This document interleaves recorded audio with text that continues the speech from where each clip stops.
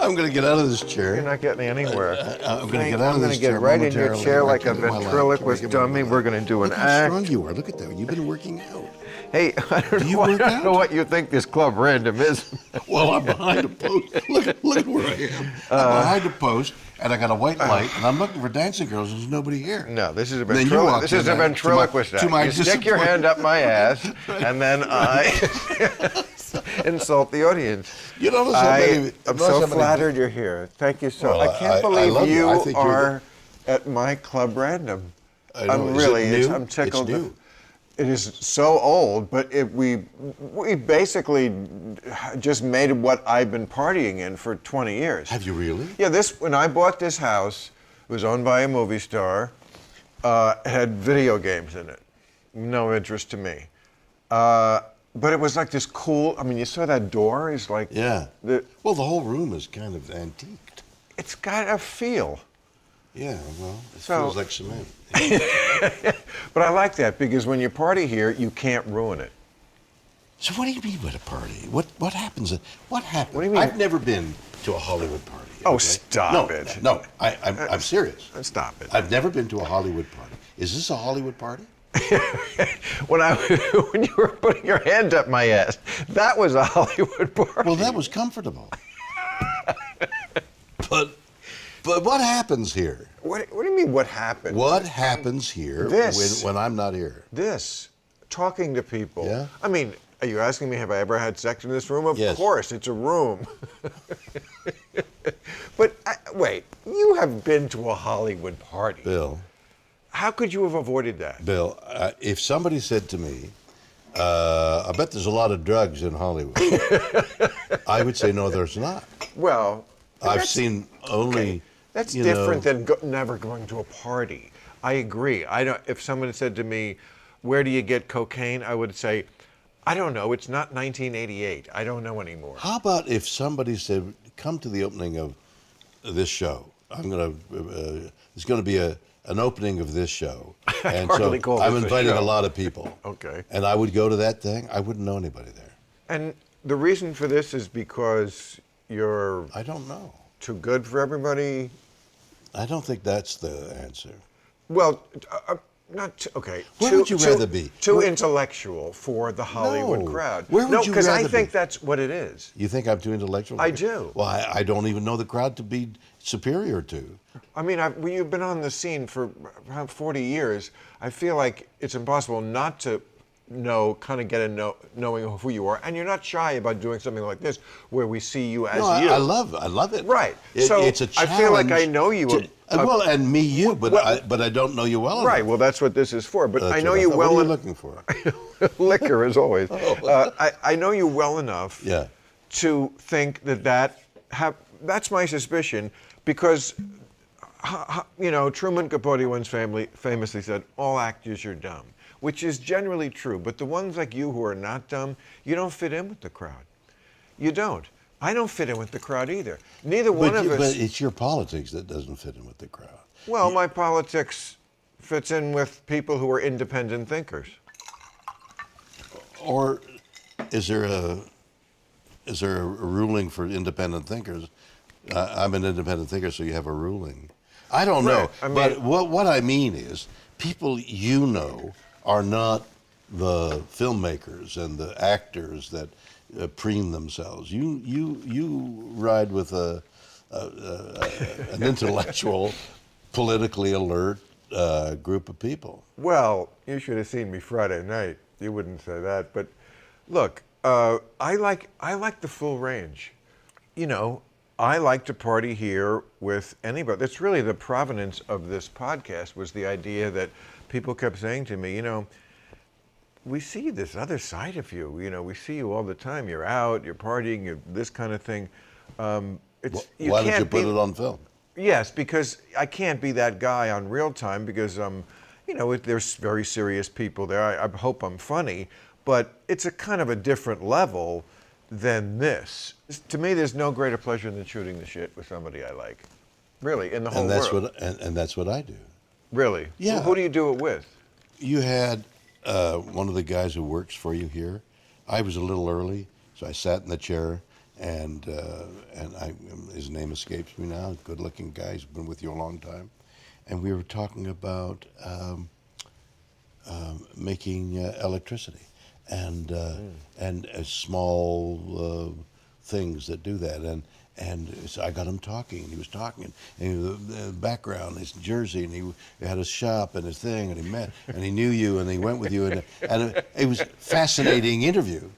Right. If that would have been the party, and it's time to leave, I would have said to whoever I was with, boy, I just met an interesting guy. I think you should become a regular at Club Random, because I think I can solve this problem.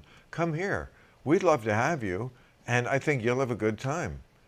It's like my mother at the end, all her problems could have been solved if she just smoked pot. She was underweight, didn't laugh enough. There was even a book called like The Grandmother's Guide to Smoking Pot I sent her, and she was... Why did you feed it to her? Here, Mom. Grandma, here. Take a little lick. It's not my mother, not my grandmother. Right. But she was an old lady who was a widow, who was, yes, bored, not laugh enough, and weighed 90 pounds and needed to get the munchies. And if she could just, done that. So I think it's very much... But why didn't I'm saying she? you should come why to didn't Club she? Random. I used to smoke grass fairly often, You like don't on have a to weekend. smoke grass, but just come to Club Random. Yes, I would love to. If that's an invitation, I accept. But talking about grass, I kind of fell out of it because it does make you think, it does give you the munchies, and I don't need the munchies because I'm a foodie. It does make you think, I don't know if that's creatively, certainly originally. I mean, you're going over stuff that you haven't thought of. You are an amazing specimen, because I know your age. And you look like you could play the beefy 60-year-old... I hate that first word. Well, I think alive is a great word at 90. Like beefy, that's not fat. It just means you could play that, Charles Durning guy. Charles Durning, oh God, it's getting worse. But at 60, I'm saying you could play the part of a 60-year-old. Yeah, but why couldn't I be like a thin, slim 60? You could play Charles Durning. Well, Bill, that part's up to you. But I'm just saying, you look great. You're a fucking force of nature, because, to me, this is like very important, because I'm 66, which is not certainly it's 4 considered. years away from 70. I know. Have you thought of that? No, Bill. You're the first one to brought up the idea. But does it occur to you all the time, or is it just all the time? Yeah, all the fucking time. And I remember an interview you did in some magazine, like I don't know what, but it was when you, because I remember the line you said was, maybe you were on like Boston. Legal. Yeah. Trying to help you, man. I don't want you floundering. This is a good show, and you floundering is not a good image. Well, again, hardly a show, but Boston Legal. Okay, so and you said, and it was like Maxim, one of those where like it's a one-page thing with an iconic person, and you were like 75. He said, and you said, like, if this is what 75 feels like, I can't. I don't know what to tell you. Yeah, but then so 75 is kind of young.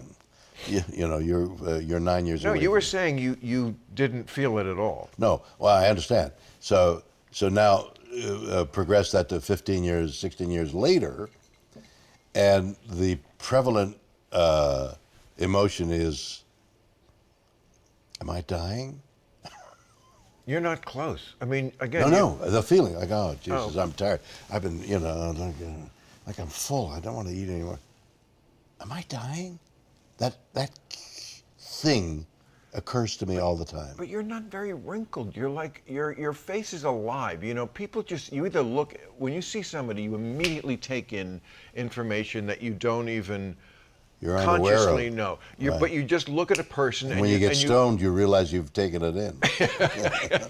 And you go, this person is either attractive. They say, come on, You look at Or a they're man, dying. Their head is or dead. they just don't look quite right. You can't put your finger on it, but they're kind of gray. You look robust. You know, you're going to hate the words I choose, but Beefy they're is, I believe, the word you're Henry choosing. VIII. You know, these are good.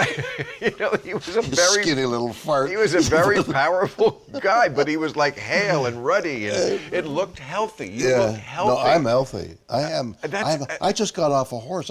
This morning. I You spent just got time on a new horse. back from space, I thought. Yeah, well, I did that too. I have to. Oh my God, I have to ask you about that. But I just want to say one more thing about the aging thing. It's funny you asked me that about like, do you think about it every day? Yeah. Did you at that age? Far younger, like. Yeah. You know, I mean, they're 25. They're 25, and you're 30. Right. You know this thing about passages, right? So you get to 30, and you're thinking, okay, it's good. No, now's the time. You're supposed to be a passage where you begin to realize your dreams of 20. And if you're not realizing your dreams of 20, Right. are you getting dispirited? And maybe I should change what I'm doing. I'm guessing since what were you, 36 when Star Trek hit, something like that? Something like that. See, I was almost the exact same age when I got politically incorrect. The sign is right behind you. I'm so old I can't turn. Yeah. And like, for me, I don't know if for you, but like 20s, you're not quite expected to have made it yet, but when you peak into your 30s and you still haven't, that to me was the roughest time. See, and that for an actor. Same with you? Well, you're in even a more ephemeral position. You're going to go up and you're going to stand in front of an audience. See, I worship two things. I worship a great voice, a great singing voice, because it's just like magical, and stand-up comics. Stand-up comics are stripped naked, bare. Yeah. When that routine is there are no extra words. There's no extra motion. Emotion gets in the way of the laugh. You know exactly where you have to be and what you have to do. It's stripped bare. It's pure. A great stand-up comic is pure. Well, listen, I just got back from Miami. I taped my 12th stand-up special for HBO. It's on April 15th. I really hope you watch it because I think it'll fulfill what Have you that want. gentleman who I talked to remind me. I Call. will remind you because I'm going to get your number. Yep. I mean, you've already had your hand Yeah. up my ass. It's Yeah, the very least you can do. and you need a little help. Oh, with and the, you know, speaking of ads, this is what I'm going to say. have about you tried aging. the hemorrhoid cream? No, but I was just going to say, like, the worst thing about you said, like, that you think about it all the time, because there are things that make you think of it. Like, there are just things when you're older that you never used to do. Okay, you want to know what makes me think of it? Right here, getting out of this fucking chair. The chair is so deep that to get out of it is a real effort, and it's an example of how stiff your bones get and your muscles get. So I didn't want to get out to show how stiff I was. First of all, I threw myself on you and sat on you. So Well, you that was couldn't good. have gotten up if you wanted to. No, but That's not usually how I then greet the guests. you actually stretched a couple of muscles by saying. I recently had the experience of having to send my shit away in the mail. Have you done this? No, You've never refused sent your to- no, shit no, away? you never knew who was going to get a hold of your shit. No, but I mean, it's that kind of thing that you didn't used to do. That Right. now that makes you, it fucks Because with your they've head. discovered that your bacteria of your whole gut is coming out of Well, your because shit. they need to check you, or Yes. you have to check. So Yes. I'm sending my shit away in the mail. All right, so it You tell me exposes you've the never question. done that? You've well, never... Come on, you should. No, well, you scoop it up and you put it in a little plastic And thing. you send it away in and the mail. I carry it. I don't want to. Like a doggy bag. I always think that's You the know? worst job in the world. Is some poor schmuck all day opens up boxes and That- oh look, it's and your urine example. You know, how many always times wanna have you put peed into a urine I want to thing? put a diamond in one time, just so they can open up the box and go, oh, fuck, That's funny. this time it's a diamond. No, Usually it's either been cooked box inside your of body or some you swallowed your wife's.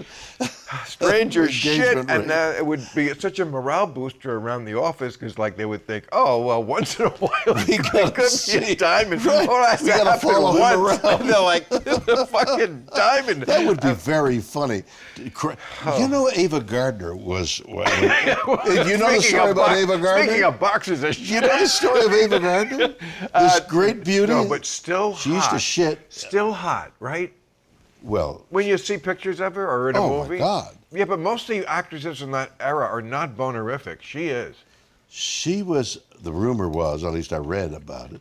She was got to be an alcoholic. I mean, she was really Oh, sure. in her cups. She's married to Sinatra. Wouldn't you? I don't know. If you were married to Sinatra. All I know is the rumor was every so often when she needed to, she'd squat down in the lobby of the hotel and pass a diamond. I mean, it's. What? Oh man, you had me going with that. But just the picture of Ava Gardner squatting and crapping is just like it's like overboard. Like, wow, Right. Wouldn't you like to see that? You know what? I wish I was the kind of guy who could say, you know what? I'd still fuck her if she was shitting on my dick. But I am not that guy. I mean, as hot as she was, You don't I'm know sorry, that. shit turns You me on. do well. That's No. Well, I mean, period. I'll fuck you on your period, but nothing with shit. not on my period. And not and not food. People who involve food with sex are doing it wrong. I don't get that I either. don't never got that. Never got that. Yeah, no, You that- never used any sort of Food, popsicle? popsicles. Well, I no. mean, lick whipped cream, anything, edible panties. No. Never. No. What's an edible panty made of? How something- edible is a panty? Well, that's a very good question. Very good question. That's why you have to send your That's, shit out because that's- you have too much. My dog passes rubber gloves. He eats rubber gloves. So he's squirting, and out pops a rubber glove. So here you are. Where does he get the glove? He picks up a glove from somebody. Well, when we were You wearing. got to be careful. No, well, he's a big Doberman. And I don't know how to deal with that. Well, by not leaving gloves around. I don't. I'm gonna Workmen have to come call in and PETA drop on a, you. drop a glove. They Are drop a you glove. an animal lover, Bill? Say again? Are you an animal lover? Yeah. I mean, You're not. I'm a PETA board member since the 90s. The Peter board. PETA, the People for the Ethical Treatment of of Animals. course. You know, the Yes. people who Yes. have made Well, incredible strides. Well, you being a Peter board makes you a Peter a little overboard. It is not overboard. So you're not an animal lover. No. Well, I'm just asking. I worship animals. Oh, well, you ride horses. Dogs. You ride dogs. Oh. Again, I'm citing you for several violations. No, here but at the I'm that's my life is dogs and horses. Oh, But More than when you get people. into the question that they are into, for example, of the Mustangs in the Southwest, the question of what do you do with animals that are overgrazing is a really profound one. what do you mean overgrazing? The grazing of the national parks is beef, herds of whatever's there, antelope, elk, whatever.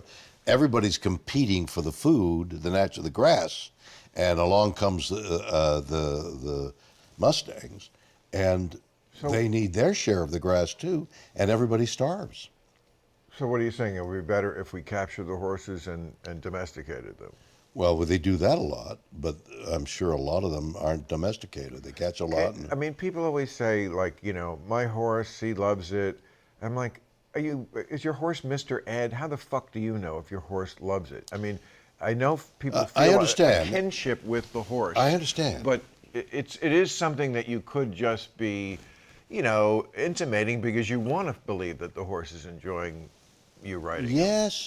Yes, you have to discipline a horse into a skill. The skill I'm into around here is reining, sliding horses, moving, doing a 180-degree turn, running down the full length, sliding down, turning around. I Seriously? compete on all that. Yeah, I have a horse show, That doesn't sound like something the horse would enjoy. and yet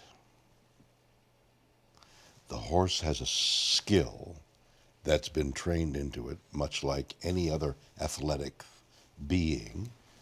and you say, hit that ball, hit that ball, hit that ball. The guy says, this is no fun. Come on. Why couldn't what's his face hit a free throw? Why couldn't he hit a free throw? You're talking about like Shaq? Yeah. Why couldn't Shaq hit a free throw? Mental. When he took instruction, he began to hit it. You train the horse. He goes, I slid. Oh shit, I slid. You're saying he works for his money. He works for his money. Let me ask you this: most people would say, I mean, most people like some animals, certainly pets, but they would say, well, they enhance my life with people. I don't think that at all. I'm asking, yeah. So you think No, they? you know how I had my hand up your ass just now. Eh? Did that feel good or did that not feel good? Well, I hate to admit it. Okay, It felt no, good. don't hate to admit it. Admit it with enthusiasm. I loved it. And 2 fingers, Shatner. But Okay. it is William Shatner doing it. Okay, I so mean, maybe the dog is doing the same thing. Hey, he's my master. He's teaching me to sit down when I say sit. But but Bill, what I was actually asking is, people would say enhances my life, whereas like I only live with dogs. Have you got dogs here? Of course, I've always had 2 dogs. And that's the perfect number, by the way. It is the perfect They number. have their own. They have themselves, Exactly. and they have Yes. enough for you. Right, and when you're not there, they have a buddy. Yeah, It's exactly. fantastic. It works out. Okay, but like to me, they really replace having a person. I think they're better, because That's sad. I thought you were going to say you're the same way. No, well, you're not the same only way. when I Are haven't you had. married? But you're not in married. the time. Yes. Right now? Yeah. Oh, I didn't. I'm living with my wife. That's a That's whole what other. people That's a whole norm- other. what people subject. normally do is they live with their wife. That's a whole other you subject. say it like it's, and I don't like it's know a whether- novel. I'm living with my wife. Well, Wow. some people, my wife's over there and I'm over here. Long-term marriages can evolve that way sometimes. I never got the marriage thing, but Why didn't you get married? because it's stupid. I mean, because it's fucking stupid. I mean, who's happy with it? Everyone gets divorced. There's a book out now. Have you seen this? It's been reviewed everywhere. No. It's a book where this woman shits on her husband for 250 pages. The slug line I read in the excerpt was, do I hate my husband? Oh, yeah, sure. But they stay married. Why? Why, exactly? Because it's all about how tedious and awful marriage is, and it's like, but again, there's divine in the title, and I'm like, where is the divine here? Where's that part? She never quite gets to that. Like, see, but read through that. What did she say? She's an asshole, and I don't like him, but I'm still with him, and she's still with him. In the same reason, people have pets, because there's continuity, and there's this. now that's sad. That's sad. Welcome. And that's codependency, right? I mean, she talks about this guy. Everything about him is like super grating, which I understand but like, he's always clearing his throat. So my phlegmy husband, really, she goes into Jeez, such that's detail. awful. She compares him to a pile of laundry at one Oh, point. my In the God. morning before he had his coffee, he's smelly, inert, and barely sentient. It's just he's a pussy. Like when he has a little ache or pain, you never hear the end of it. And other times I remember that handsome professor and still think I'm married to him. It's like, okay, but like, is it worth waiting through all this to get to that few moments where you have a spark? How long has she been married? It sounds like 15 years. They have like 15. So she's like that. she's still the 2 kids. comparatively young. Yes, I would say from the picture, I would say 40s. So does she feel? Do you think in the book does she feel that she could do better if she went out there? It's so hard. That's what I'm saying. What is the point of this?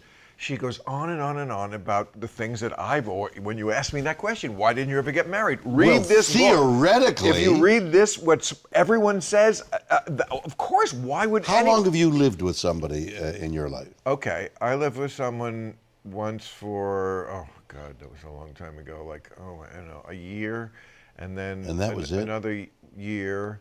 Yes, I think twice I lived with someone for a year. Then, it's not my thing. And then what? A week, then a day, a month? And then it ended. What? But now, a week, a day, a month? What do you mean? living with or? I'm not living with anyone. I'm living with Chico and Chula. Okay, That's so what I'm nobody saying. is in your bed and at night, so you wake up beside them in the I morning? didn't say that. Well, so is that one night or 10 nights? Oh, Mom. No, I can't. tell me. No. Don't give me mom. What is the I continuity in your life other than going on stage and being funny? Let's say that's the continuity in my life. That's the That's the continuity. continuity that I need. I mean, I've always been married to my career. I mean, any woman would always have to be a mistress to that. I mean, that's just the way it is. I think I was hurt when I was in high school dumped by my first high school girlfriend. And I think at that moment, something in me went, don't ever put your eggs in that basket for happiness. Yeah. Make career the Okay, thing. go a little earlier. Your mom was alone. Your dad had died Well, yeah, my mother was a widow for 15 years. for 15 years. Yeah. How long had she been married? 41. So you left really early. You left home really early. Why do you say that? I left home the normal time to go to college after 20, high school. yeah. 18. 18. Yeah. You were 18 and left home. Yeah. Did you ever go back? No. See? I mean, to visit. Yeah, but you No. said I'm now. You earned your money. You I had paid a your, lot of pride. Starting out as a comic, you make no money, so I sold pot. I literally still had the money I had from cutting lawns and shoveling driveways as a kid that I saved. Yeah. But I was developing a movie, and one of the big scenes was the agent, the comics agent, and the father of a girl he loved. There was a party, and in the party were all the comics. There were a lot of comics. So the camera passing by, we'd catch laugh lines of some kind. Take my wife, please, and then you'd go on. So I interviewed a lot of comics. Young Really? comics, yeah. Oh, I must have ordered. I had a old were drawer. you? How old am I? At the time. Now, how old were you at this It moment? was about 15 years ago. Okay. So recently. Yeah, very okay. recently. And I still have the screenplay. It's a wonderful screenplay. And so the camera's passing my comics. So I interviewed a lot of young comics, and I got a sense of what you were going through, did when you were a kid. Yeah. And the underground that I don't know whether it still exists, but that underground comedy store where you'd get a few $100, $100, and they come in their car and they may sleep in their car and they drive to the next gig. We didn't make 100. We made 3. We got cab fare. We took $100.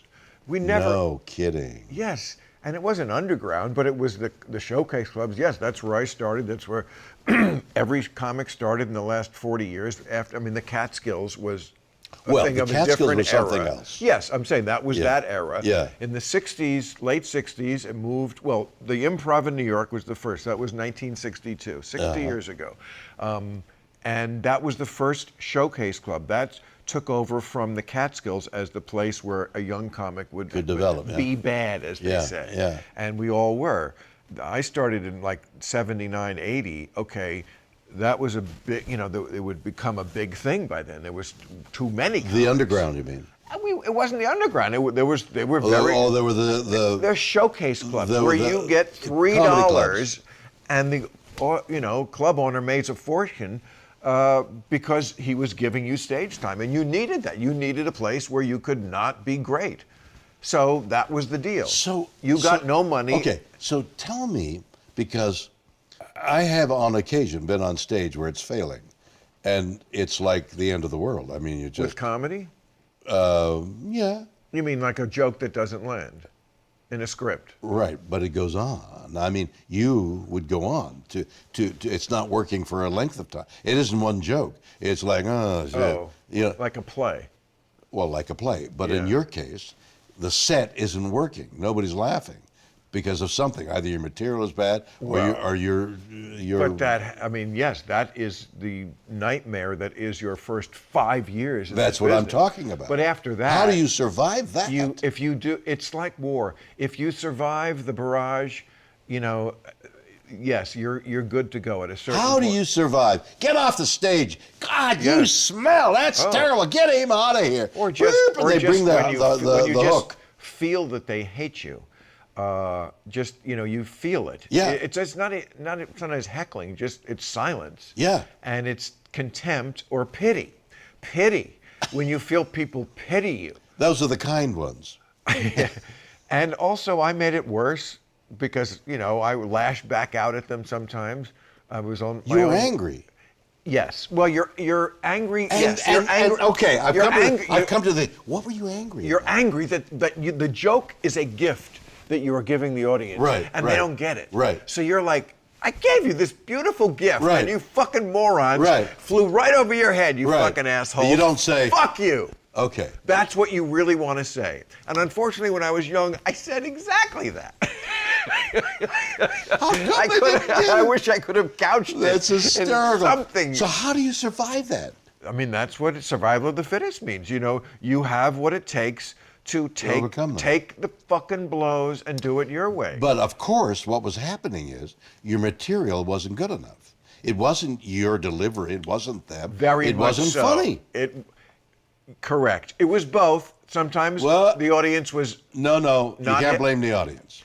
Yes, you can. No, you can't. Well, I can. And I Because do. it's easier. No. Because instead of blaming yourself. No, because some audiences are good and some audiences are bad. Just the way some people are stupid and some people are That smart. isn't so. But don't know. but wait a minute. Let me get to my point. If they don't laugh, it's not them. It's your joke. It's both, Bill. Okay, we'll agree to disagree, but I'm telling you, as a comedian of 40 years, I think most comics would say the same thing.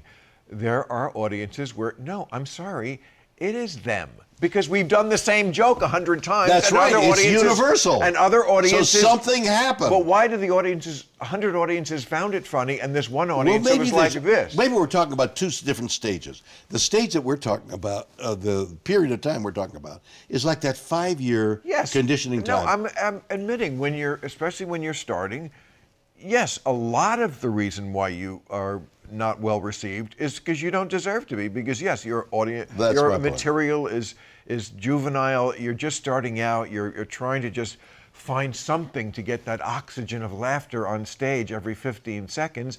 And you do a lot of stupid things and say a lot of bad jokes. Yeah. But at a certain point, I'm telling you, there is such a thing as a bad audience. When does it evolve? When does a lot of the comics I talked to, I said, how did you want to be a comic? Well, I could make my high school friends laugh. I had a party, and I would tell them funny things, and they would laugh. Oh, hey, I could be a comic.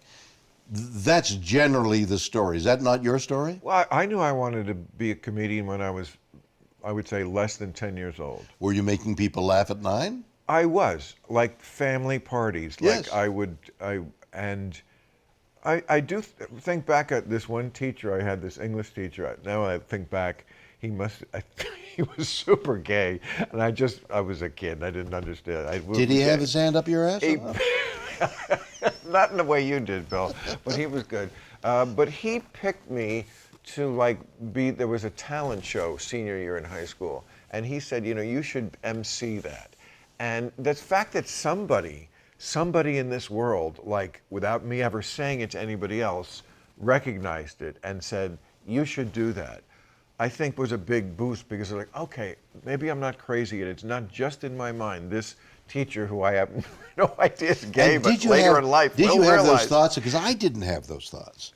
I didn't, when I was good in a play, I didn't think, oh, that's, I don't know, I was destined to be an actor. I never thought of doing anything else. Right, there you go. You? No, I'm saying I never did either. You just went walking along and you made a joke and then made two and. It's something, and also what makes an actor so good is just there's something we can't quantify, describe. We just like to watch you on the screen. We do. I mean, look at your career. You never, ever stopped working. You went from one series to the next, movies. People just, some people just have that factor. I know. We just want to be around you. That's fantastic. But for you, it's me, fantastic for you. I don't know about you. Some other schmuck who didn't get a job acting, it was... When did you become political? When did, what was his name? My father was a newsman. My father was radio news, so it was always in my house. So he was on radio as radio? Yes. No, well, back in the days when every radio station had news at the top of the hour. Yeah. And he was one of there was a staff announcers. You remember this era. Yeah, of course. And I remember once a year, like we'd go into Daddy's office, and I'd meet all the other announcers, and they would scare the shit out of me because they had these booming. Well, they had the voice. Hello, young man. I'm Bob Beek. How are you? I'm Shatner. Hello, young man. Daddy. But that was so I grew up steeped in it because he was a news guy, and so my parents were hip, But it's one thing to be an anchor or to read the news, another to make editorial comment. Right. That is almost a I diatribe. I definitely knew what their politics were. They were, liberal Democrats, especially for the time we lived in. They were outliers to most people, I think. They weren't fucking the weathermen, but they were concerned about the old school liberal values that I think I still hold, and I feel like came directly through them to me. But you more don't suffer fools. No. They could have a different opinion of whether there should be more or less taxes, but it's the fools that you don't abide by. No, I hate fools. Well, who has, especially, Bill, when we get older, we get, let's be honest, less patient, especially with stupidity and fools and people who waste our time, because we could be reading. If you're not interesting, I don't mean you in particular, but like I can be reading and having a good time, you know, right? Do you read a lot at home? No, I hate reading. I watch TV. No, reading. Are you serious? You mean slow TVs? Blue went up into space. Did you bring a book just in case there was a delay or? There was a delay. There was. Right. I must tell you, I hate to be now I have to oh God, I can't believe I'm saying this, but because I try to not, as you can see by this is not the way you normally are interviewed by a person. But I have to say, I have to ask one question that is the same question that a fucking twink on the local news or anyone would ask you, but once in a while they stumble upon something that I also would find I have to ask. It's so cliche, but I am curious, did that actually change you when you go up and... It did. And don't fucking bullshit me. No, I won't. Okay, so it really... The reason what I did inadvertently against everything that I thought, because we went to Blue Origin a year before it was even thought of. Jason Ehrlich, who's a friend of ours, Jason said, you should go up in that Blue Origin thing. I don't want to go up there. It's a lot of... Oh, Bezos didn't ask you himself? Not originally. Huh. So we went, sold, with Shatner up there, okay, come up to Seattle and talk to us about it. So Jason and I went up to Seattle, went into the lobby, and in the lobby is all Star Trek. It's the ship, the original ship is under a glass dome, and there was Jeff. And how do you do? And I'm Jeff Bezos, he's a cool guy. I love him. He's a really cool guy. Fun. I was able to interview him, very much like we're doing now. Right. And get stories from him. He gets down. Not a crazy man, but he's not stuffy. No. He listens to you. Some people of that level, you don't feel like you're ever really connected. Exactly. He's looking at you. He's laughing. Yeah. If you say something good, I got to remember that and write it on my phone. He's thrilled with life. He fucking loves his girl, and the girl loves him. Yes, they seem to be very much in love. It's nice to be around people like that who are happy. If you couldn't be happy with everything he has, then you're just an asshole. Well, I don't know about that, but well, come on. If you have everything, no, man, that isn't happiness. No, but I'm saying happiness is this. This is happiness. Right. No, but you're sitting in your chair. Right. You're gonna smoke a doobie. No, it's gonna be great. This is a clove cigarette. Bullshit. Oh, Bill, please. I'm well is it known. Against the law? I'm a well-known clove cigarette smoker. Right. You really have not. It's more like a cloven hoof cigarette. Following my career as closely as I would like to have. Anyway, whatever it is, you're having a good time. This is happiness. You're right. I said that you and I are communicating. I love a long time. I've admired you for so long. And you. And here we are talking. Exactly. I got tea. You got a clove cigarette. I've got for 1942, that's what helps me 1942 relax. It's liquor. It's what? tequila. Bourbon? You don't know what 1942 is? What, have you never been to a party? That's why I've never been to a party. Oh, speaking of Star Trek, I got to tell you, there's a guy in the Biden administration. I think his name is, oh, forget it. I'll fuck up his name because I'm smoking a clove cigarette. But he is very learned. He's got 2 degrees, nuclear physics, I think. He is in the energy department, in charge of nuclear waste, disposing our nuclear waste. I'd love to talk to him. let me finish. No, it sounds like a great. Maybe I shouldn't talk to him. No, just let me tell you who he is. Okay. Okay.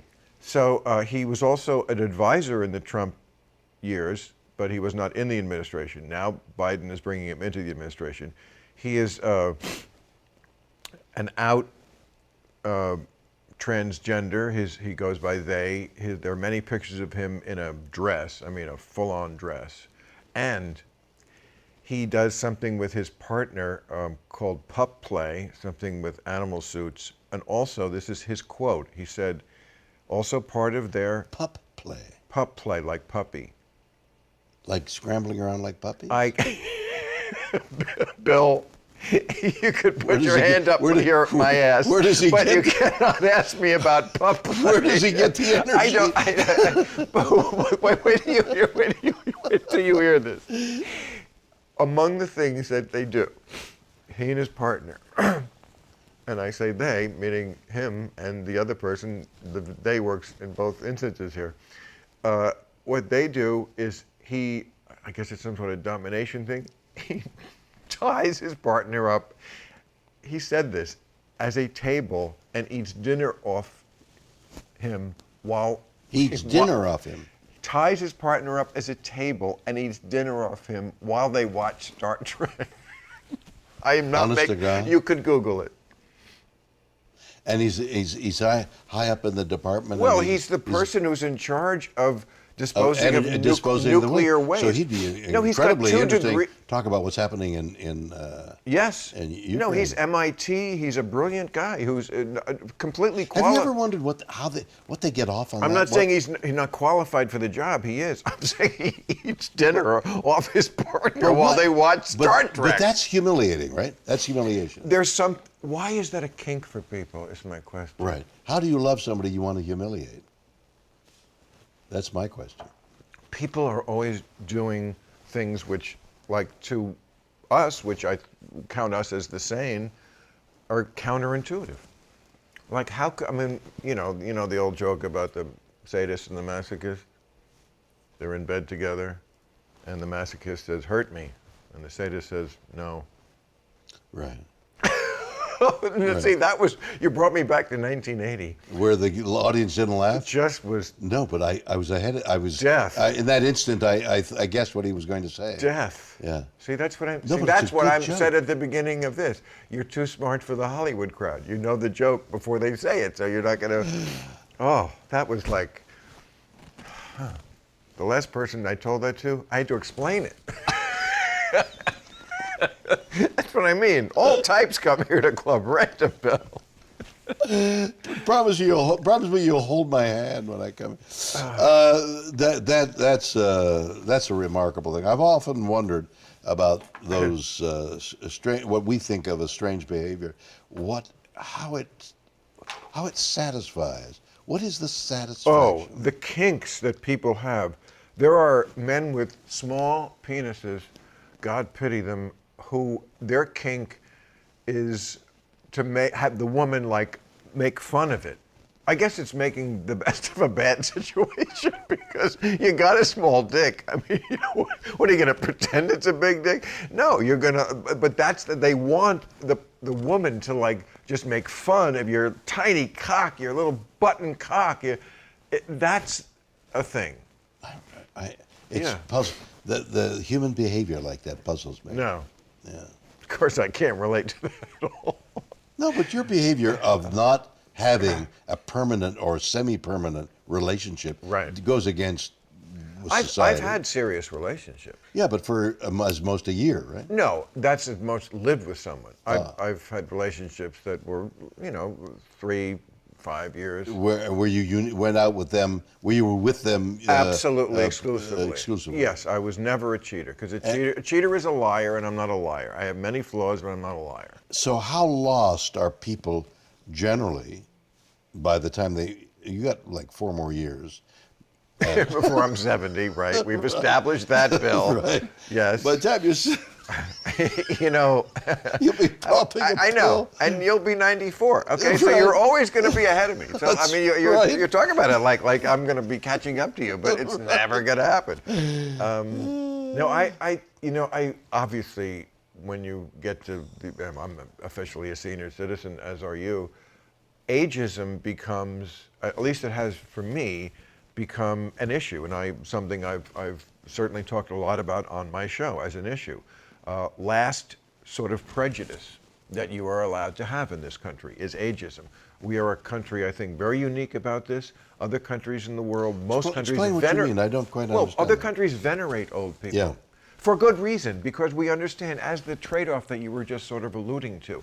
You're beautiful when you're young, you're passionate at the beginning of the relationship, and then it switches out. Now, that passion one you can choose not to indulge in or do, but the one about aging you can't choose. That's going to happen. You're going to be less beautiful, and unless you're a complete fucking nincompoop, you're going to be more wise as you get older. And that's why older people, again, are venerated in most countries in the world. But this is the only. Do you feel wiser being? Of course, don't you? No. Oh, stop it! You're not wiser than you were when you were 36. I don't know. I don't know anything.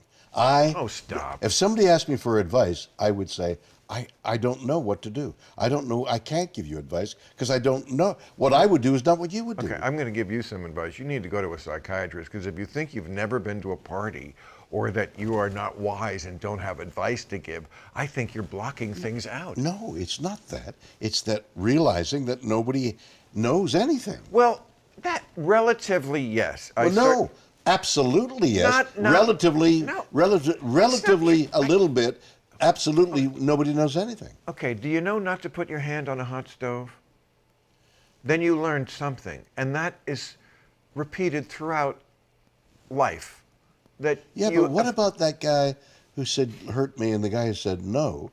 He would enjoy putting his hand on the stove, and he might say to you, I enjoy putting my hand on the stove. Should I? And you would say, that's ridiculous. But he says, but I enjoy it. How do you know what's better for him or her? Oh, that is such a hippie. Is that obtuse? It's not obtuse. It's just like so hippy-dippy. I know lots of shit. And by the way, lots of people do solicit me for advice, and I'm happy to give it.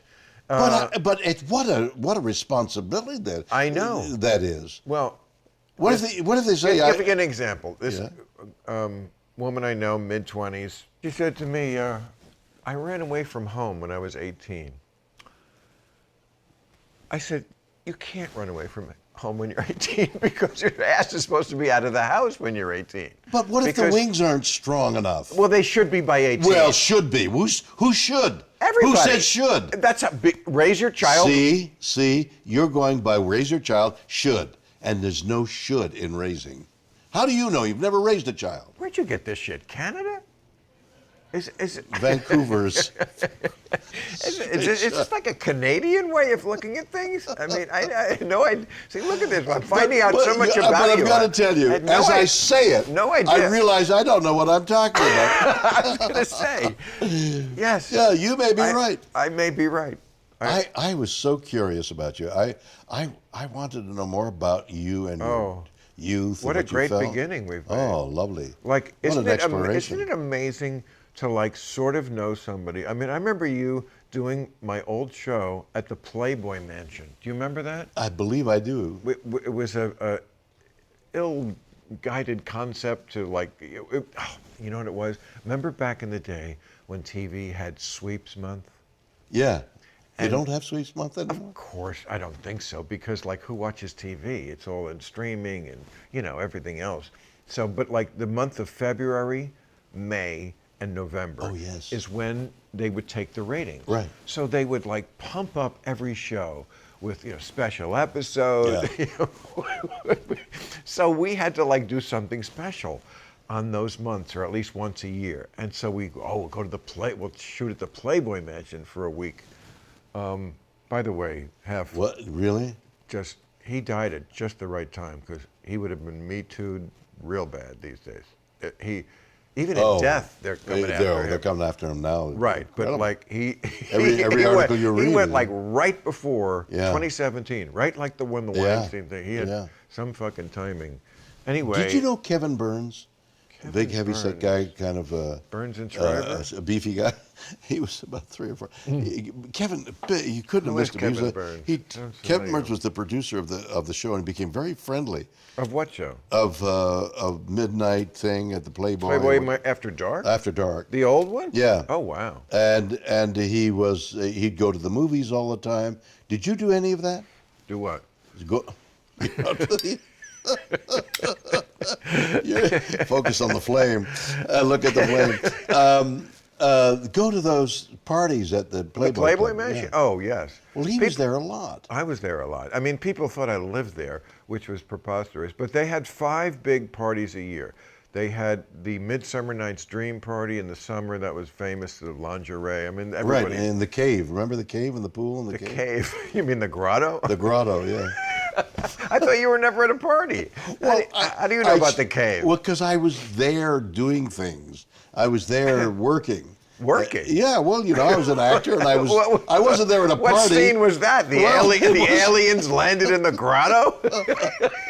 It was work. T.J. Hooker busted. Whenever I was in my moments of being single, I never ended up there, and I don't know why. Those girls. The Playboy bunny. Well, not bunnies.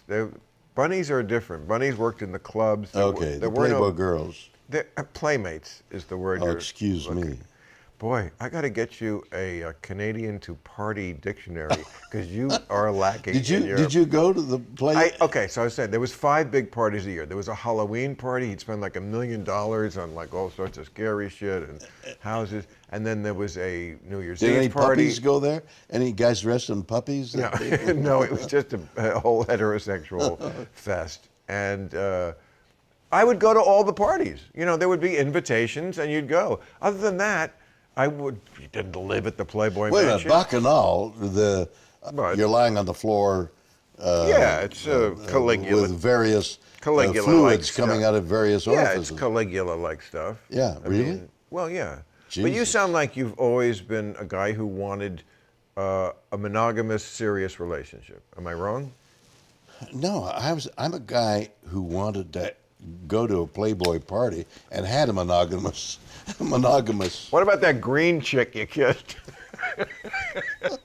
Tell me you didn't get some of that when filming ended for the day. That stuff rubbed off. Do you remember like what time of the day you shot that scene? Because like I know actors who say, it was like 8 a.m. and her tongue was in my mouth. No, I don't remember that. But there have been some beautiful women over the years that I thought, wow. God. Oh, of course.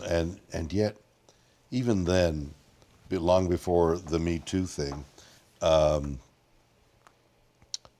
there's something that's causing my eyes to cross. There is a spider, like right here. Do you see it? There's something. A spider? Floating. Do you see something in here? No, but I've seen spiders around. Okay, it may have been coming down. Right. So I'll just make a quick movement when across. you start seeing the spiders, Bill, all I get to say is, I'm the one with the clove cigarettes. But we were talking about Bacchanal. Yeah. I'd like to know the definition of where the word Bacchanal. It's probably Italian. Oh, Latin, it's Roman. Yeah. It's the Roman. It's Yeah. Saturnalian. The Greeks didn't have the word Bacchanal? No, I think that's a Latin word, but the Greeks certainly had Bacchanals. Whoa. And much gayer. What we would call gay. They just saw it as putting your dick in my ass. That was not like, that was interesting in antiquity. Have you ever had a homosexual experience? No. Why? But it's early. We are at Club Random. You don't know ever a homosexual experience? No. Ever been fond of a guy? No, not Ever in that been way. looked at? Well, what do you mean that way? Not Have you in- ever looked at a no. guy and said that guy's attractive? No, I am. Have you ever looked at a beefy guy and said that guy's beefy and attractive? I'm look. Maybe it's just my generation or whatever. I am really do not have a gay bone in my body. I am a very Somebody's gay bone in your body. I'm a very heterosexual guy. I'm a flaming heterosexual. Always have been. You know, I mean, that's why does you ask, why don't you ever get married? Because I like girls. That's the reason. I mean, like, some people don't get married because they don't like girls at all, and some people don't get married because they like them a lot. That's it. So, like, no, the idea, I mean, I'm a little homophobic in that, like, I don't want to be touched by men, except you, in my ass. Other than that, there's no danger there. You know that. Exactly.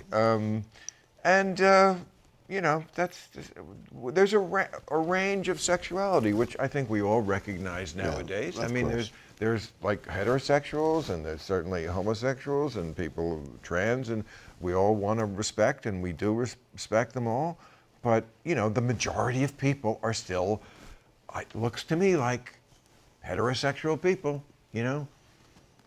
I remember when I made Religulous, I tried to buy this song for one of the scenes with this. That was a great movie. Oh, thank you. Oh, that was so thank you. Fabulous. Yeah, I'm glad I got the chance to finally walk around with a camera and talk about religion. Yeah, and interview these people. And I wanted the song, I think it was by Wayne Fontana and the Mindbenders, and it was like, the purpose of a man is to love a woman, and the purpose of a woman. You remember this song? No. Maybe. Your takes. Somebody really missed a trick by not putting you in more comedies as you got older, like they did with De Niro. Because you have like that impeccable, dry, Canadian, I mean, that take, no. I mean, very few people can hit it like that. I wanted and it's not too late. Right. You know? No, I've done a lot of comedy in my time. Yeah, but they should have a franchise for you, like Bad Grandpa, or something like that, where you could play, where you could do those kind of. I can't tell you how much I hate being 90. Yeah, aging sucks. Starts the oldest man in space. Why are they saying old? I went into space. I was courageous. I went in, and I had an experience, and I came down. And I had. Why are they saying? To get back to my theme about ageism that I was saying, like this is something an issue I try to raise. The last prejudice allowed. It's like people. It's annoying that people don't understand that, especially as we get age, your mileage may vary. They act like everybody over 50 is in great decline. Many are, because as America, we are just not a healthy country to begin with. We don't do healthy things, we don't live healthy. But obviously, it just depends. This could be 90, this can be 66, or I know people who are 45 and are fucking old. It depends on how you live as an individual. I am sick and tired of that. Like, you're 90, but I'm be happy if you're almost breathless in your I'll passion. be happy if I couldn't get out of the chair in 2 seconds when I'm 90. If I'm even just here and I can sit here and not know if I didn't know how old you were, it would never cross my mind. Like I said, when you look at somebody's face, immediately you go, "Oh, I want to fuck them," or they don't look healthy. Like this, it wouldn't enter my mind. That's as much as you can ask for. Is that we just had this conversation. There's no 1 second where I was like, "Oh boy, he's lost a step." Thank you. So don't be that upset about it. I know this comes Though to if I was 90, I'd be shitting my pants. Right. But be sending it off to see if examine. Talk to me. We've been here a while, and I know the time. I don't know whether you have a time. I have to, because it's somehow this, which has been such a fucking amazing experience. It is. Somehow it's also a show. I have to. And it's the best. Okay. But we'll do it again. But you'll edit. So we'll do it again. Absolutely. No editing. No editing. I wouldn't take 1 second out of this. All right, because then the subject I want to talk to you about, if you have to bring this to an end, you bring it to an end.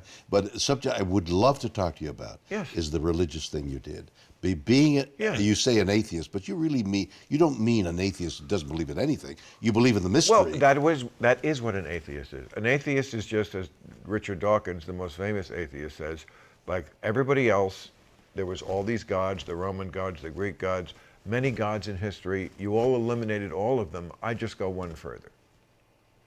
I just also eliminated the last one. And he says, even on a scale of 1 to 7, 1 being utter certainty there's a God, 7 being utter certainty there isn't, he says, I'm a 6.9. I would say that's my position too. Utter certainty? No, we can't have that about anything. He says there could be a spaghetti monster between here and Alpha Centauri. There could be. Could be anything. I don't know. I always say I'm an apatheist. I combine apathy and atheism. I don't know and I don't care. Well, but but you can't call yourself with apathy because you passionately went out with a camera to examine religions. Because I'm a comedian. Because when I pitched the movie with Larry Charles, the brilliant Larry Charles who directed it, I said, look, religion, comedy, it's hitting the side of a barn and no one's done it. If you can't make hay out of, a man lived inside of a whale and, a talking snake and I mean, come on. That's mostly what my interest in it was. Right, but they took you seriously. But personally, I don't care. I don't care if there's a God because I'll never know, and I'm going to live the same way unless he actually came down or hit me with a bolt of lightning or stuck your hand up my ass. But then you're still forced to contemplate the questions, the eternal questions, and you don't have any answers. Well, I don't have any answers. You're not forced to contemplate them. What's going to happen is that they're going to enter your mind, and then you're going to go, I don't know. Yes, it could really make your head hurt, Bill, if you think about, the universe we think we know from physicists is 14 billion years old, right? No. Yes. That's the last point of light. That's when the Big Bang Theory happened. 14 billion years ago. The Hubble telescope has seen a constellation 13.8 billion years away. Right. Light years. Right. So wait a minute. What you're seeing is the photon of light. Yes. 13.8 billion light years ago. Right. That constellation has gone somewhere in that time. Yeah. Well, my point was going to be, yes, the Big Bang Theory happens at this point. Except it's expanding. Okay, so if you really want to make your brain hurt, you would ask the question, first of all, why is there anything? And if there was not anything, why is there a universe at all? Right. And if there is not anything, isn't that something? Right. These are questions that just make your brain hurt, so I don't deal with them. I deal with, oh, shit, I need ice. I don't want to be that deep. I just can't go there with you. Except that it leads... I'm not going to know in my lifetime. Sometimes it leads, and what you asked, if I came back with anything, because I believe, I'm sort of in your... Yes. Thank you for getting me back to that. I heard the end of that. I'm in your... Yes. Cage. I'm in my man cave. I'm in your man cave. I'm there because that's the way basically I feel. Except that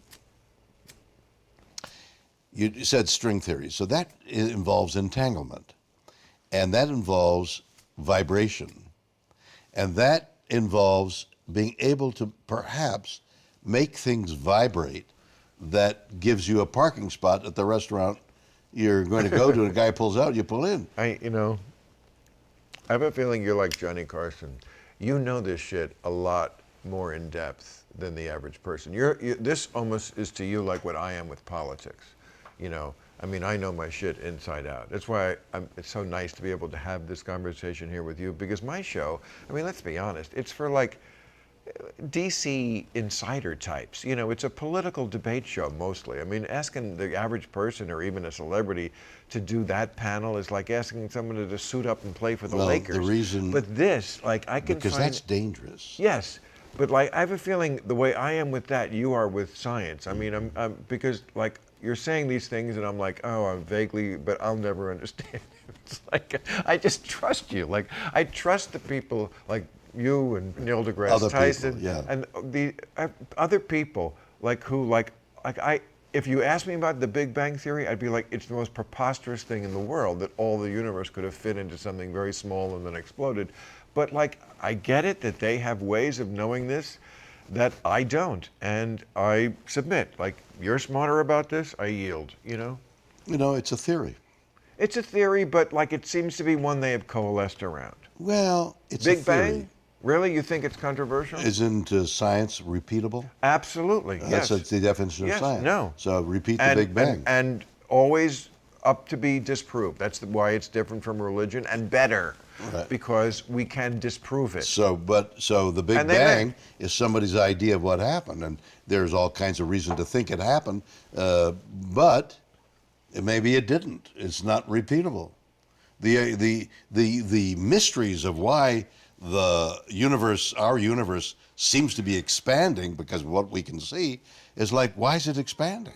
If only there was someone who could go where no man has gone before. Or gone where many men, more men. Anyway, All right, this thank has you. been extravagant. I know. Watch me get out. Watch me get out of this chair. Since you're so reluctant to get out of this chair, and since you were such an amazing guest, and since I've loved you for so long, You can't go down on I'm that. That's going not to blow you. Hands off of me. You had no trouble getting out of the No, chair. You none have whatsoever. a confidence problem. And I'm telling you, you've been to parties. Sweet, thank you for saying that. I know you flew in on Yeah. your own dime. I can't tell you what a compliment that is, and Oh, and I I appreciate appreciate it. Oh, I appreciate you having me. And, I'm excited. They told me, not that they ever tell me much, and I like it that way, but that you don't drink. So No, but I'll have a shot or two with you. I can't tell you how I'm not- I can't tell you how often this happens. I said it last week, I think. Like somebody was here, and it's like, you know, the handlers are always like, well, you know, he's recovering and he doesn't want to be around smoke and he doesn't drink and don't play. And then they're like, hey, bro, why aren't you passing the joint? Or could I have a drink? Or Yeah, I'm not like I just don't really drink because it doesn't, you know. it's smart. I It's the don't worst know. thing for you. I'm kind of health terrified. You know, What does that mean? I try to you know, every day I have a pretty intense schedule. I do a morning show, then Yeah. I skate, and I'm filming skating with Right. my crew, Yeah. and so I'm trying to make sure that every day I'm going to be at 100%. So You're like Brian Johnson without a perfect penis. oh, all right. You know who he is? Are you referring to the guy who did steroids, or the guy who's doing the weird medical treatments to? The guy who wants to live forever. Yeah. Yeah. But you know about Liver King too, right? But who? Liver King, I've heard that. Who is that? What is just that? super ripped guy, and his Liver name is also, King. I think his name is Brian Johnson as well. Whoa. Yeah. Maybe that's the secret. Doing steroids. But what does the Liver King do? He does something with his liver to make him live forever? Eats it. He eats liver. I think that's what his thing was. I didn't really follow him. Not but- his own, you're saying? No. Oh. No. Well, but I think his whole shtick was he eats like raw meat and claimed that would make you ripped and manly, but he was doing steroids. So Well, oh, he was. yeah, I mean that's what I don't know, man. Well, that'll make you Not my ripped world. and not manly because it makes your arms bigger and shrinks your balls. So I hear. I mean, like, I never understood that kind of a trade-off. You know, like, okay, I want to excel at this, I assume, so I can get chicks. But then when I get them, my dick, yeah, I've got a mushroom dick, you know. Yeah. That, There's so much weird stuff now. Like I've had guys talking about like peptide things they take and HGH. And I'm just like, I don't know, man. I'll get old. That's what I'll do. I agree. Yeah. I mean, I had this actual discussion with Joe Rogan on his show, and you know, he does the exogenous creams and stuff, and to stop. I think he's pretty upfront about that, and it's legal. I mean, it's not. We're not talking about steroids. We're talking about Testosterone cream. yeah, but I mean, testosterone does decrease as you get older. That's a fact, and of course, that makes you, especially if you're a male, only if you're a male, I guess, with testosterone, less healthy. Just ask Joe Biden. Oh, no, too soon? Sorry. We wish you well, Joe. But so, I said, yeah, that stuff is scary to me because when anything you do that the body isn't doing naturally always has the possibility of some bad repercussions. Yeah. And like, if you had like cancer cells in your body, and we all have some, you know, sometimes you do something to make you healthier and it'll soups up the thing that's not healthy. And he had a good answer though. I said, I'm afraid that this will make me unhealthy. And he said something like, well, I do it because I'm afraid to be unhealthy, which is, I understand what he's saying. Without the proper amount of testosterone, your health does suffer. Yeah. So he's putting it back in. We don't know. That's the thing about medicine. We don't know. I think it's also bad for your heart, though, isn't it? Testosterone. I'm sure it's bad for a lot of things. Look, if it's bad for your balls, it's got to be bad throughout Let's keep them. those. I mean, I just go by that test, wouldn't you? I mean, it's just I feel like sometimes the people who know the most have the least common sense. Perhaps. I mean, one thing that I've been dying to tell you, given the chance, is I do this talk show, I do this news show 20 years ago. Oh, I know. Well, it's your fault. 20 years ago, every Friday, me and my friends are hanging out at, shout out to Roger and my boy Brandon, who works with me now. Where is this? Chicago. Chicago. Right. And they were stoned off their asses, passing the joint, blowing pot smoke into an iguana's face while we watched Real Time with Bill Maher. And I was 18 or 19 years old, and that's what we did every Friday. That's so cool. Watching your show. I love it that they were blowing the pot smoke. And the iguana loved it. Who did? The iguana. It loved getting stoned. Oh, a real iguana. Literally, there was an iguana. And then one day, I guess the iguana got out and started eating their pot. So it was like, this is not a good thing, but also kind of funny. Animals do. I mean, I remember with my dogs, not that I would do it on purpose. But, I would not blow smoke in their face. I'm a PETA board member, for Christ's sakes. But like if I was smoking and not thinking about it, and the dog was sitting next to me, I would see him like trying to like bite the air. So that told me something about pot. About it, huh? Unlike testosterone, I used the common sense yardstick, and it told me that the pot is not bad for you if the dog is trying to eat it out of the air. Did you mix your tequila? I don't want to. Yes. Did you? I think you said shot. Did you want it? Oh, I'll just sip a little bit and then wash it. Okay. Okay. Oh, that's good. What is it, do you think, that is making people so mad at you? Fake news. Well, that's very general, Tim. It is, but fake news. What do you mean? I mean, I saw things. Somebody sent me. I don't know why they send me these things. Like the other day, it said. I mean, I'm not even on any of these sites. Facebook, nothing. Instagram, wouldn't know how to get on it. It was Bill Maher's old girlfriends, and it was like this, like a cavalcade. Some of which were my old girlfriends, and some of which were just completely pulled right out of their ass. So, like fake news. My point I'm making is it covers a lot of territory. For sure. It's there's a hyperpolarization happening among the younger generation that's substantially more pronounced than the older generation, and the younger generation is substantially more considering violence than the older generation did. So when you look at the polls, it's really interesting how the polarization expands. I can see that. Yeah. So, I would say like the bulk of our viewers are probably in their 30s. So we have 18-year-olds too, but they're a smaller percentage, but basically 25 to 54 who watches us. Right. Got a lot of people in their 30s. And what ends up happening is, and this is true for people on the left or right, doesn't matter who you are, someone's going to take something you said, it's going to be pulled out of context. Of course. And then it makes people go nuts. So, there's so many of these things that are absolutely wild for me to say. I don't have the worst of it. There's other people in media that have it substantially worse than I do. Their Wikipedia pages are just rife with weird, fake nonsense that's made up. I mean, I just don't feel like anybody in this country can even presume that what people think about them is anywhere near the truth. And if you do think that, you're very naive. And people are just going to want to believe. Somebody told me just the other day that, speaking of girlfriends, This one is funny. This one wasn't in that list, but they could have put it there. But somebody said they were out to dinner with a few people, and this person said that I used to date Ann Coulter, I've heard that. which I have heard it. Okay, well, it's not true, and both of us would say that. Now, am I friends with her? Yes, and anyone who doesn't like that can go fuck themselves. I'll be friends with whoever I want. I think I proved that over and over again, including Yeah. with Donald Trump.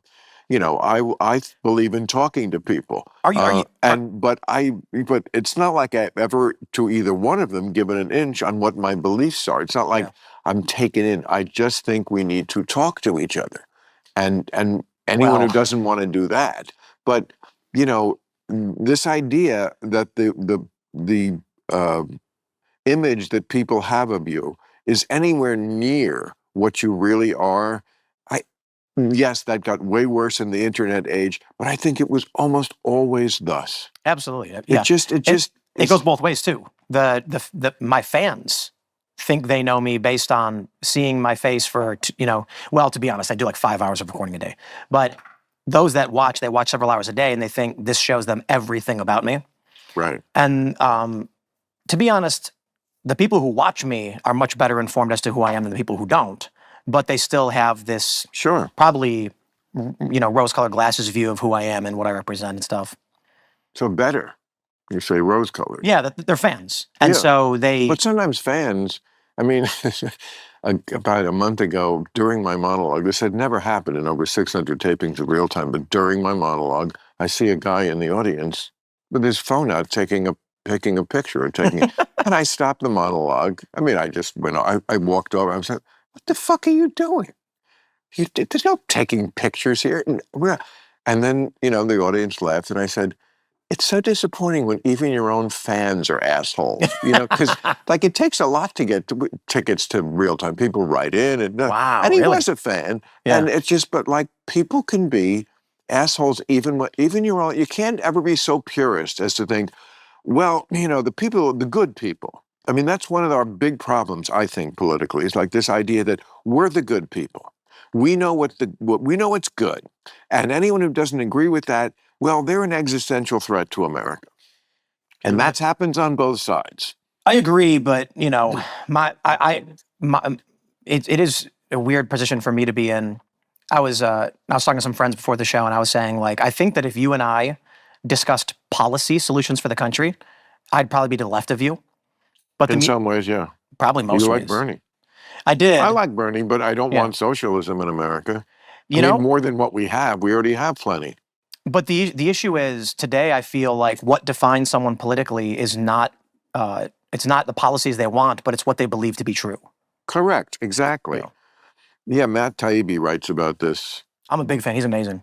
Yeah. And they call him far right now. I sure don't agree with everything he says. I mean, I think he's wrong about Russiagate and a lot of other stuff. But first of all, he's just funny. He can say things that make me LOL. I cannot say that about many writers. Just the choice, like, description of something in one or two words is just very often just priceless. What were we talking about? Why did I bring up Matt Taibbi? What did he say? What makes someone liberal, conservative? Oh, yes. What they think is true. He writes so well about this and about how the modus operandi of news organizations used to be informing the public, and then it became audience stroking. How can we interpret this thing that just happened in such a way that our audience will give us likes? Yep. I like that. I like you said it that way. I like your point of view because that's what I already think, and I hate them, and so I like. He's right. He's right. Yeah. No, and it's just. I worked for ABC. Started ABC New Division did a joint venture in 2014 called Fusion, and I was at Vice, and I moved over there, and then they told me that the new trend was going to be called mission-driven storytelling, and I said, "What does that mean?" And they said, "There's no such thing as objectivity. Everyone is subjective, so we're going to tell the stories that our audience wants to hear." I had a meeting with the president. And he was talking to me about this, and I said, does that mean if there is a news story that is true and important, we would choose not to report it because it might upset our audience. And he said, yeah, I think that's fair. The company went bankrupt. They fired everybody. But this wasn't unique to them. They were chasing the trend. One of their marketing guys told me explicitly, we want to maximize shares because we have to maximize views. We have to maximize views because we've already sold a set amount to the advertisers. One company bought 500,000 views from us. We don't complete that contract until those views are delivered. How do we deliver them? Angering moms. Middle-aged women who are angry share more than anyone else. So we're going to write stories that do that. That's actually what he told me. So it was social justice. It was racism. I just pictured my writers all guffawing just because, I'm always I've had like a writer's room since 1993, Politically Incorrect. Yeah, wow. That show went on there. So I was a little kid. Yeah, I'm sure. And it's, the joy of my life. One of the great joys is having a writer's room. I've said this before, but like Paul McCartney once said, I'd rather have a band than a Rolls Royce. And I'd rather have a writer's room. But a writer's room has always been me, the bachelor, and then like 10 guys who were married and are always making, like, just in the room, this is not going to be on the show, but like always just making jokes about marriage and how they don't get laid and they don't get blown. It's like it just never... Telling you don't get married. Well, it's everybody does it. I watch TMZ every night. The guys, the people in the the gallery that Harvey talks to, they're just same thing. They're just endless jokes that are made about how much marriage sucks. But if you say a bad word against it, they're like, you're the crazy one. You're a newlywed, right? I am, yeah. But I think awkward.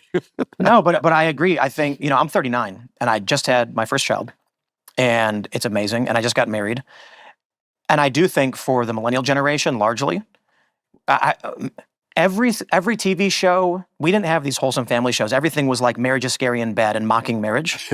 So which ones? Like Married with Children. Yeah, I understand. I was on it. Oh, wow. I was a guest star. I played a game show host on Married with Children. I mean, it was a funny show. You can look it up on YouTube. I'll take a look. You should. It's pretty funny. But I understand that there were those moments where they loved each other, but it very much was this slog of like, oh, no, I'm married. It's bad. Oh, geez. What do you think happens when these millennials grow up and they get these red pill dating guys saying everything they grew up hearing is true, but not comedy, serious, and then they end up believing it? Okay, but Tim, the reason why those jokes work is because that's how people do feel about marriage. Yeah. I'm lucky, I guess. You're a newlywed is what you are. We've known each other for almost 20 years. 20 years? Yeah. So you married your high school sweetheart? I guess technically we That's like something Dick Cheney does. It is pure luck. I am lucky. Which camera do I look at? Just look at me. We're both from Chicago. We both like the same music. We have very similar views. We're both lapsed Catholics, and it's like lucky. I got lucky, and I know. Well, I'm a lapsed Catholic. We could have a throuple. Pass.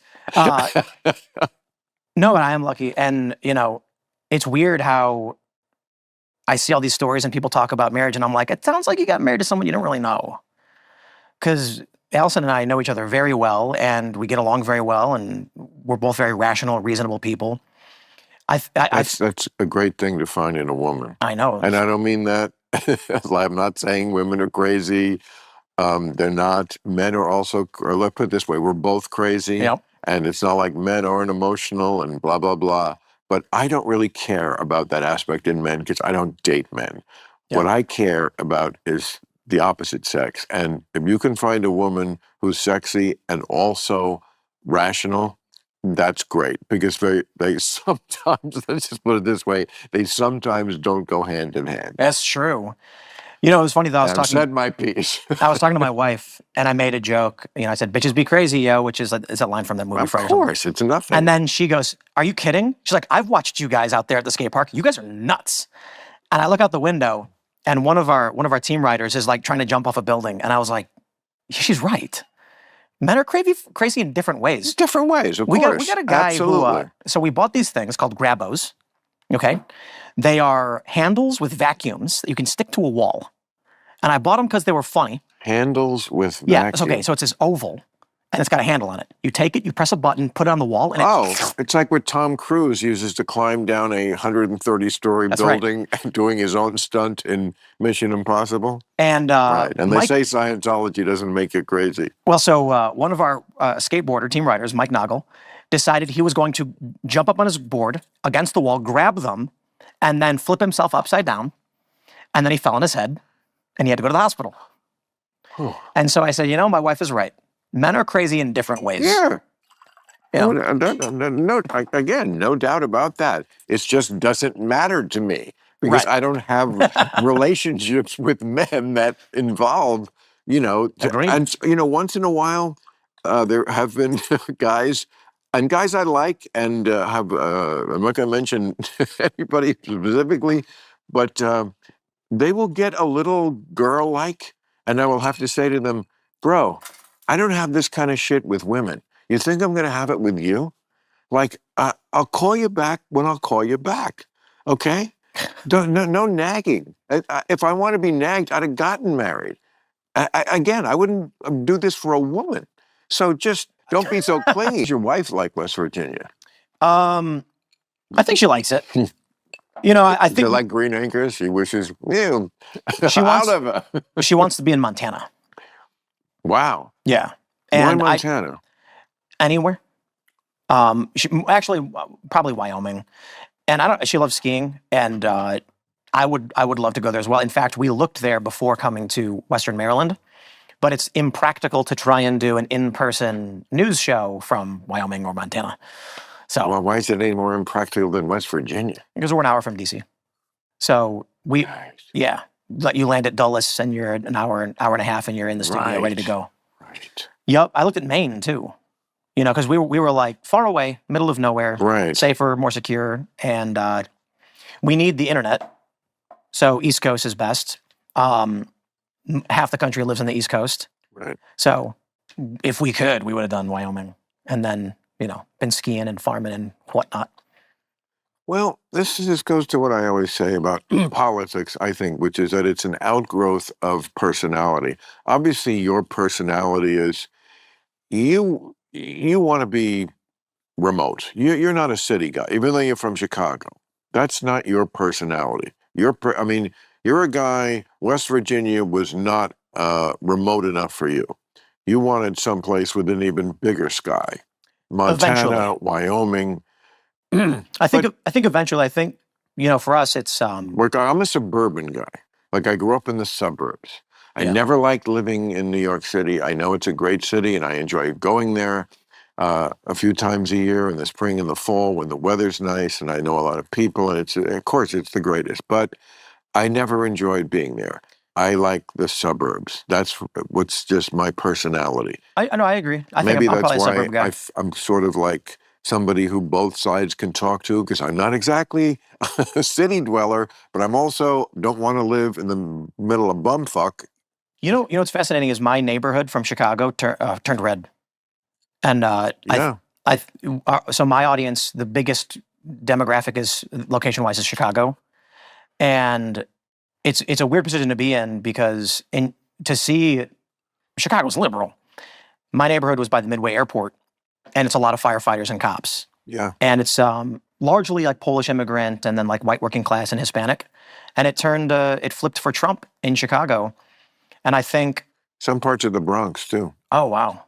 I think my politics are like, if you were... I'm like a Chicago liberal, but the way things have gone, especially with like the woke stuff, this is where I end up in this position, and so does my neighborhood. I think it's interesting to see my neighborhood reflective of my politics and vice versa.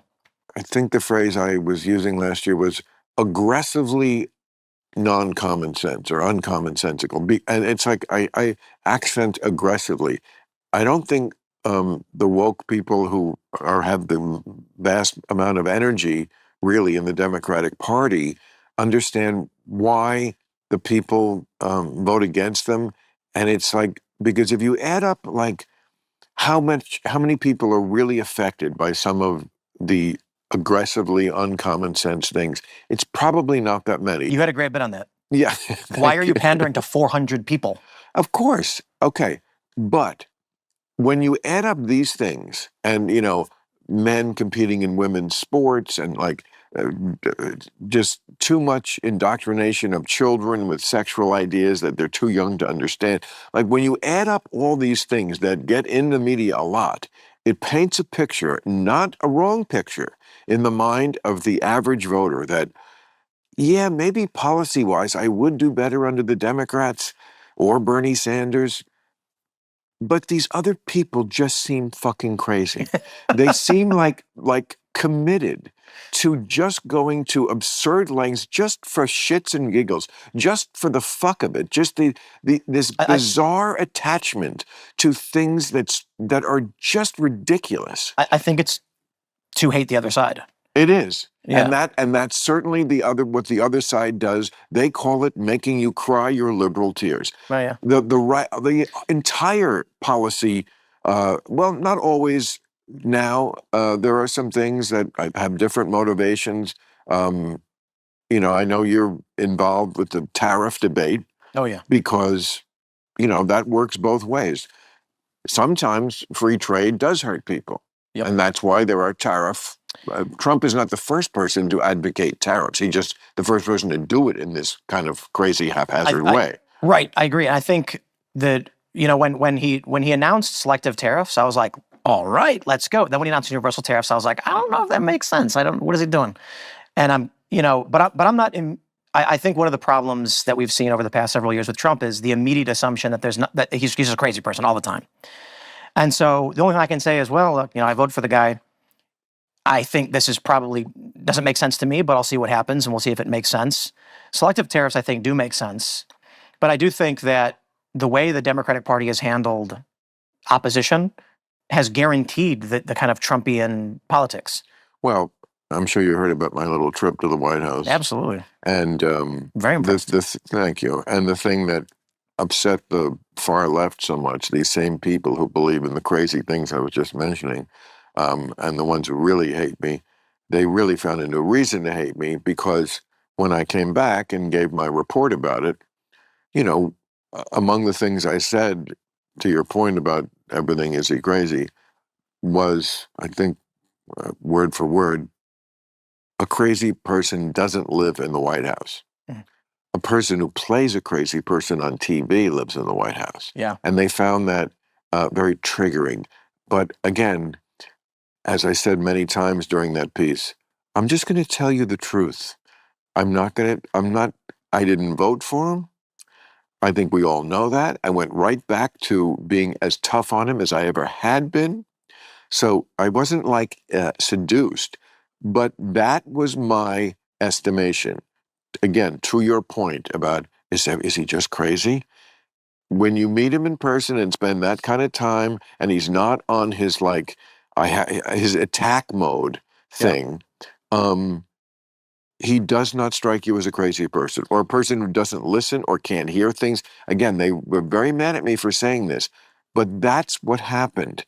And I am not a liar. That's my main bond with the audience. So even if I offended some people by telling the truth, in the long run, that's what I do. And they, yeah. What I saw in 2020, I was not going to vote for Trump. I'll never vote for Trump. I don't like Trump.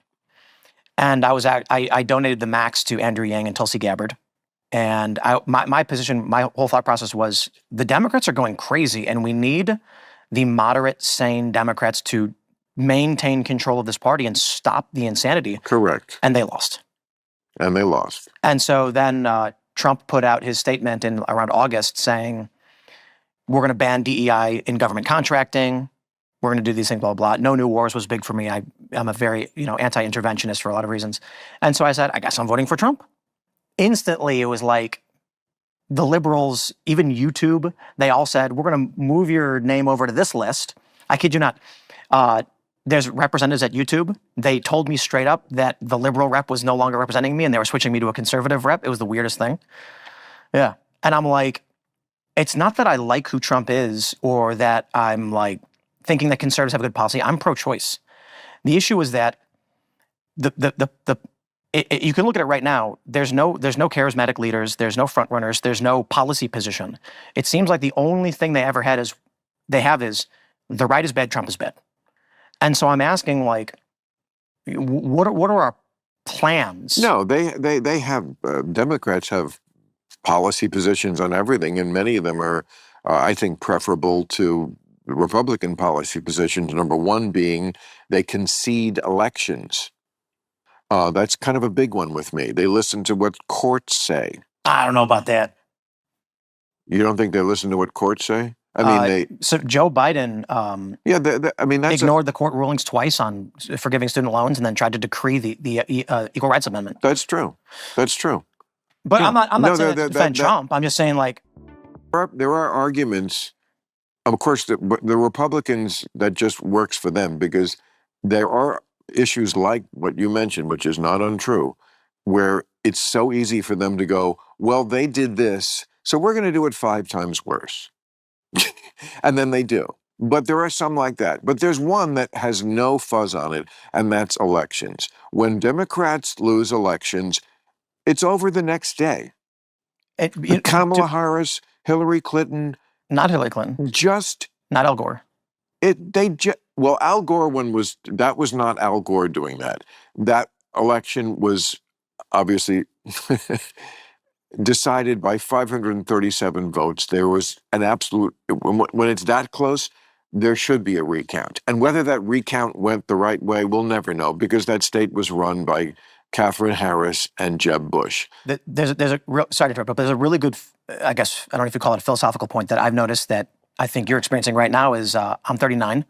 So you lived through a lot of these administrations and these political cycles. Yeah.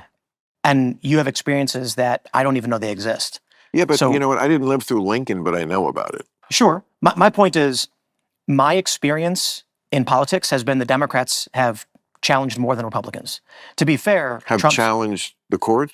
Challenged the elections more than the Republicans have, in extreme ways. That's ridiculous. So, but perhaps because you're older than me and you've seen more than I have.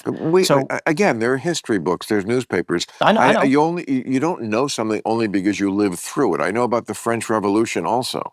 My point is, I mean, you could know about this. Indeed. I mean, this is something that people your age say all the time, and I've made fun of it before. Like, it's this, like, if I wasn't alive for it, it didn't happen. I don't have to know about it. But that's not what I'm saying. Okay, but I'm saying that in 2016, I didn't vote for either Trump or Hillary, and then I got 3 years of Trump as working for the Russians. He was not working for the Russians. Jonathan Chait went on MSNBC and said he may have been a Soviet asset since the 80s. Well, and so for me, I'm like, I'm out. This is crazy. And so, like, understand, and I'm not saying you're wrong about history. I'm saying that experiencing a political cycle over years is different from reading the condensed history books, which of course I do. So to live through 4 years of a president, their term, every single moment, the history books gloss over most of those experiences that we don't have as young people. So I have people on my show who are 25, and one of the people who works for us says nothing ever happens. She's 24.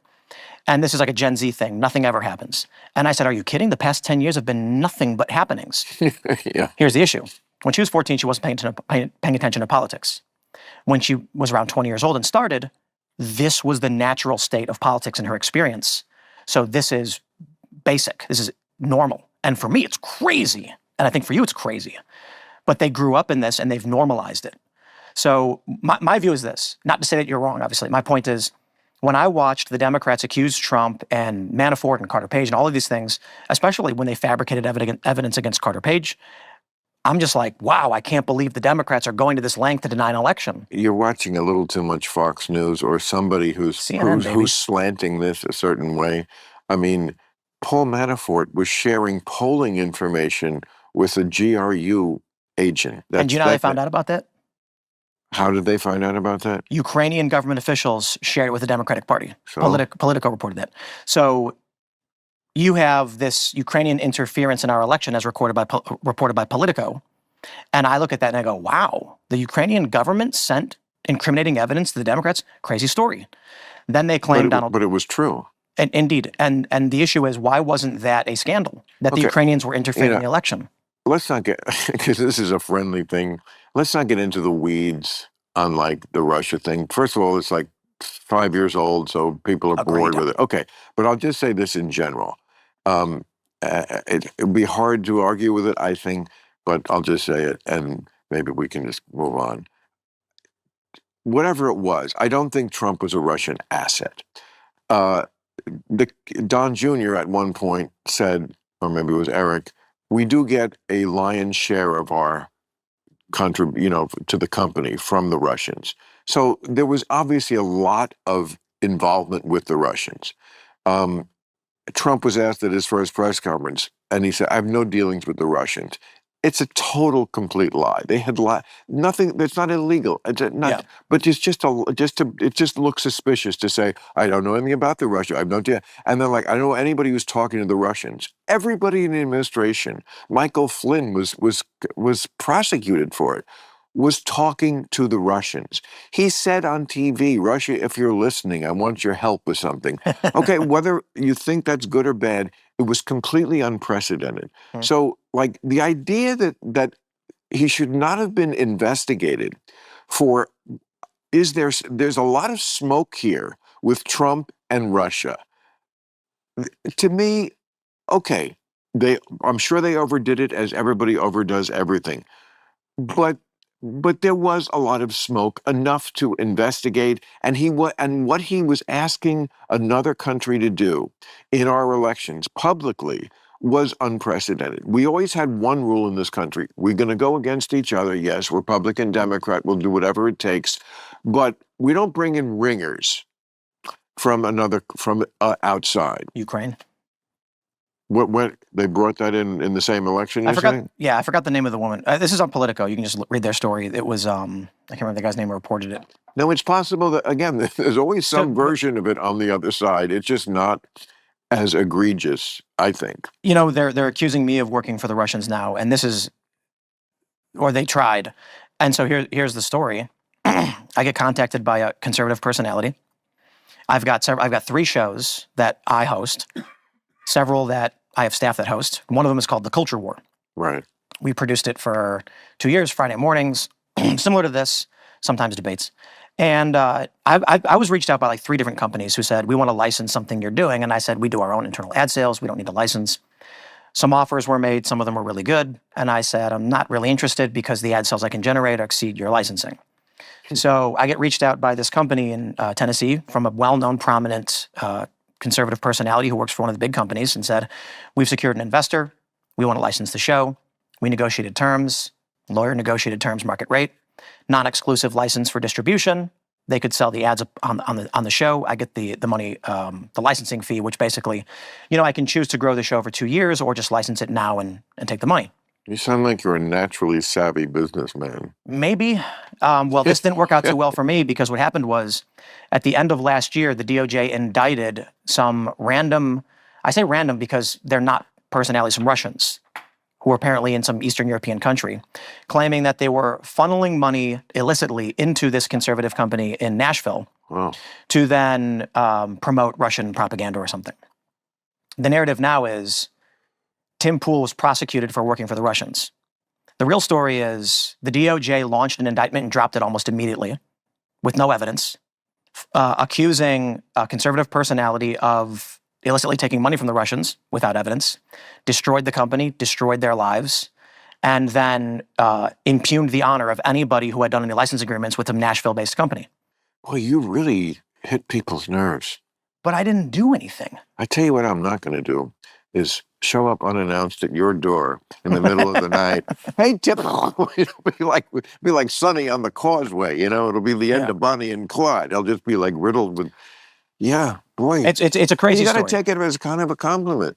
People care. That's true. If they're not, I don't know. But does it make your wife nervous? Does she hate it? Does she like, get out of the game, man? Yep. Yeah. Oh yeah. Get out of the game. Yep. Really? Uh-huh.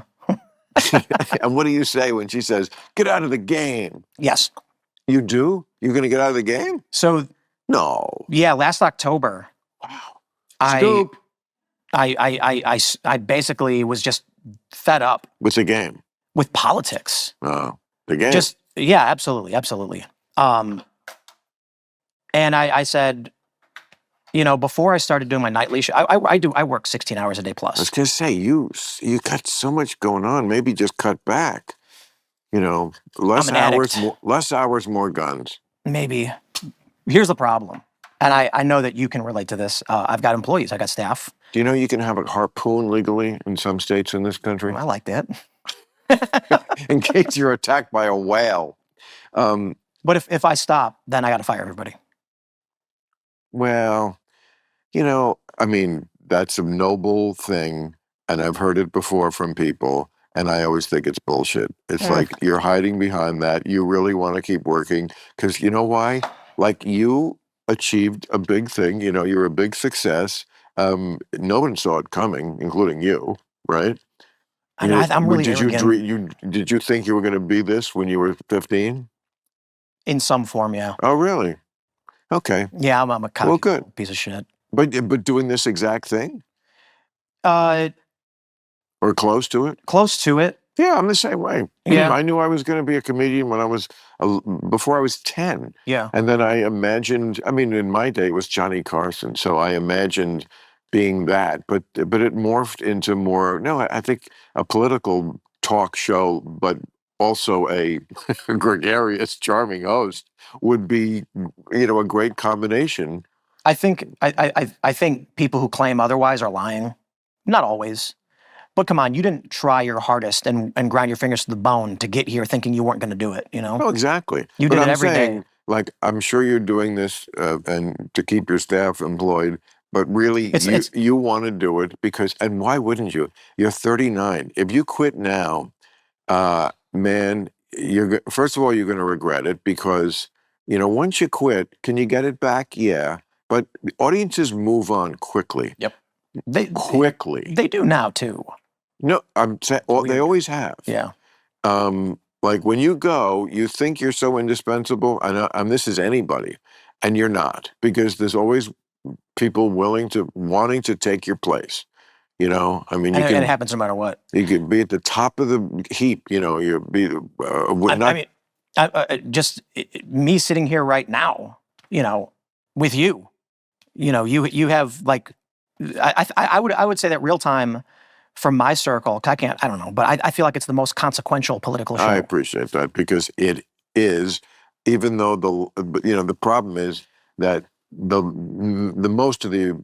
most influential media is controlled by that far left that hates me. Yeah. So they will never give it up to me. But they will never write about it, say that. Nobody ever covers it. It's just like their thing is like, even though the audience is always there.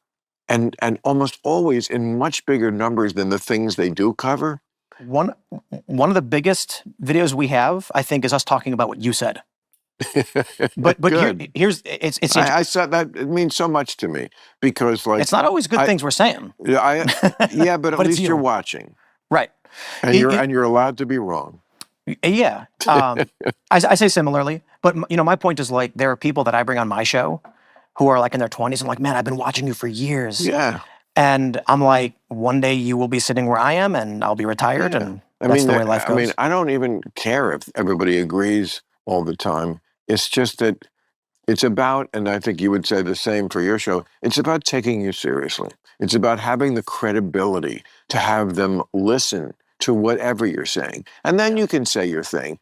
But usually they know, well, maybe he's not completely wrong about that one. You know what I'm really interested in is Real Clear Politics put out this aggregate polling by decade age. I don't want to say demographic because it was like 18 to 29 and it was like 30 to 39. Yeah. And only one bracket was anti-Trump and it was 70 plus. And then I saw that. Gen X was a tie. And then there's I really want to talk to you about this too. They're saying that Gen Z is becoming more Christian. Yep, and moving to the right. Heard that too. I'm wondering what's going to happen in 10 years. The boomers are going to be moving on, passing on. I'm not trying to be crass, but it's true. Or retiring. You could say dead. They'll be dead. Yeah. And what happens to politics in this country? Not me, haters. Bill's going to live forever. Fucking haters and clickbaiters. The pot and the booze is going to make you young. I mean, what do happens? I look like I'm at death's door? No, you look pretty good. I mean, do I act like it? No. I've never missed a show except the two they forced me to miss when I had COVID. Wink, wink. Wow. They forced me because, of course, I could have contaminated, and the entire city could have died. I think I would have died, to be honest. You what? I got real sick. Pussy. Yep. And fucking- then Joe Rogan saved my life. How? So- Ivermectin? No, well, technically. So I had called a hospital because my temperature was low and I was shaking really bad, and I was like really bad pain. I wouldn't say the worst pain I've ever had. Okay, why are you in such bad health to begin with? Because unless you're in bad health to I was begin, fat. I was fatter. that's it. I always said that about COVID. Who does it Thank kill? Fat people and very old people. I'm sorry, but that's just the truth. That's just the truth. No, obviously it could kill anybody and blah, blah, blah. And we should protect, the most vulnerable. But that's who it killed. That's what bugged me about it. Like all of our medical profiles are unique. That's why I don't like one size fits all diagnoses. But they were banning people off social media, shutting down anybody who brought it up. It was a weird time, and it still is weird. And I don't know. So what are you going to do if you quit the game? What are you going to do? Be a farmer? Be a rancher? Yeah, maybe. Well, so I'm not. I mean, Really? it's not just about that. There's people who, they have livelihoods here. They've moved to the area. They're from Maryland, DC area. But it's, the conversation I've had with Allison is I could stop doing the nightly show, which currently it's typically the second biggest live stream news. It's the biggest live stream news podcast. But Steven Crowder is bigger than us, but he's comedy news. If we want to lump it all together, we're number 2. And we both feel guilty about saying, stop doing this show with a massive audience so that we can go and have, like, we're rich, we can go do whatever we want. We can just go skiing whenever we want. We can fly to South America and go skiing any time of the year. We feel guilty about that. We both kind of agree on it. Why? It's so fucked up. Why do you feel guilty? I don't know. I think it's like we're afforded this luxury and comfort. Oh, for fuck's sake, get over it. Just enjoy it. Christ, you could be fucking in the hospital. Different. You could be in the hospital with leukemia or some shit. You're Probably. you're lucky in some ways. You also worked for it, and this is your fate, and you have it. And trust me, you're not going anywhere. You can go through these permutations in your mind, but at the end of the day, something on your shoulder is going to say, you know what? Let's make hay while the sun shines, and then we can go skiing in South America. Because, you don't know how long it's going to last, popularity. The more you get, the more you have in the bank, it's good. I mean, if you really skyrocket to ultimate sort of fame, people never forget you. I mean, look at Britney Spears. She hasn't put out a record in 20 years. They won't let it go. And people are still very interested. But I think that's going away. Looking at everything you have, and you're talking about the Mets and all this stuff, I think because of there's 2 phenomena that I think are going to break this. One is the decentralization of media through the internet, but also the lack of new mediums. Wait, break what? Everybody wants to know what you think about things. Good, thank you. I don't, but it is true. I go to some of these media reporting websites and entertainment websites, and it's not just that Trump did something, it's how you thought about it. Oh, good. It's you, Ann Coulter, and Joe Rogan almost always. Interesting. I don't know that we have that in 10 or 20 years. So I'll break it down entertainment-wise. Really? You don't think there'll always be people who not like other this. humans? What? Not the way you guys are. Yeah. So Timcast IRL, we do maybe like 700,000 to 800,000 viewers per night, which is nothing compared to where Anderson Cooper was 20 years ago. It's decentralizing. It's changing, and right. So we have a big audience. People talk like, wow, you've got this really big show. And I'm like, yes, but there's 50 other shows now that are comparable. And also, just to put it, okay, how many adults are there in America? About 280 million? And right? Gen Alpha's tiny. Okay, but I'm just saying, of all the adults who could be doing something, if it's 280 million and 700,000 to 800,000 are doing something, yeah, that's compared to how many it could be. To your point, right? Here's the other factor. TV shows used to get a share, which is like the percentage of there's a rating and a share. Yeah. One is like the percentage of people who are doing anything. They could be watching TV, they could be masturbating, they could be playing tennis or ping pong, and the other is just a percentage of the people who are actually watching TV. Yeah. So a share is a smaller number because again, it's only. I mean, it's among the people who could be doing anything. And like TV shows sometimes used to get like a 40 share. 40. Like 40% of the country who could have been doing anything were watching the Wild Wild West. I mean, that is to your, again, this is your point. Like exactly. it's so much more bifurcated now. So I'll give you an example. I was at a bar and I went to the jukebox and I put in Bohemian Rhapsody. And what happened? Everyone in the bar started singing. 100%. Everybody knows that one. The next song that came on, I didn't even know what it was. It was hip hop R&B. Everybody broke apart. And so back when we had very few radio stations and very few television channels, they had to be very selective about what they promoted, but they promoted to, like you said, like 40 million people, who knows? So you had that time period. Now for us, I think that combined with the lack of new people. So Gen Alpha is about 40 million. And they're expecting that if we what age are we talking about? This is 0 to, I think, 13 years old. So the one coming up. Yeah. So Gen Z just finished, or Gen Z finished a while ago. I think it was like 2010 or something. No. 2012. I think Gen Z ended. Gen Z just began. Gen Z is like 97 to 2012, I think. Yeah. Gen Alpha is 2013 to 2025. Oh, okay, right. So we're going from when they're born. Right. Yeah, right. So we don't really count what they're thinking until they're at least a teenager. So Gen Alpha is 40 million. Right. It's expected to be between 42 and 48. So millennials ended at the end. They're like from 1980 to 1996, I think. Okay. Yeah, 81 and 96. It depends on which chart you use. Right.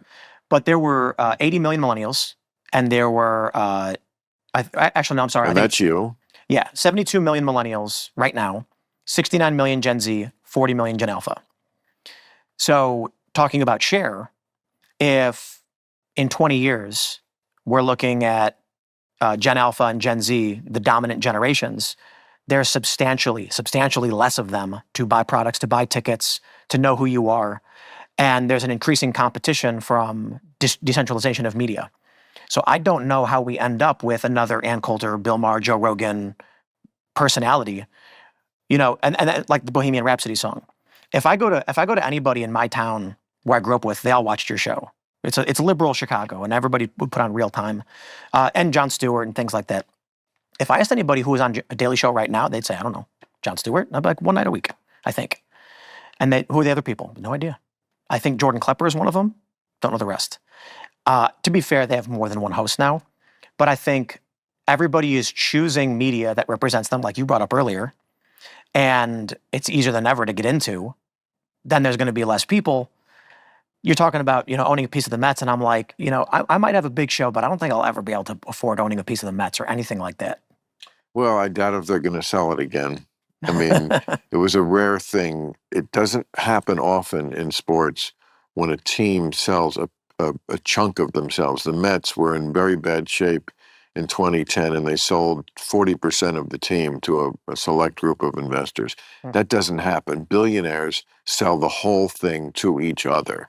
They don't sell little pieces of it. But the Mets were so fucked up that they were being sued by the Madoff survivors because they were the ownership of the Mets, and they were lovely people, but they were apparently very in with Bernie Madoff, and so they were. And again, this is the New York franchise.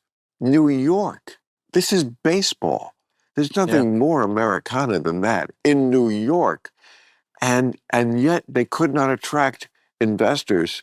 I mean, when I got it, I was like, I can't believe that I got a piece of the Mets. Are you allowed to say what? Where are the like hundreds of people richer than me?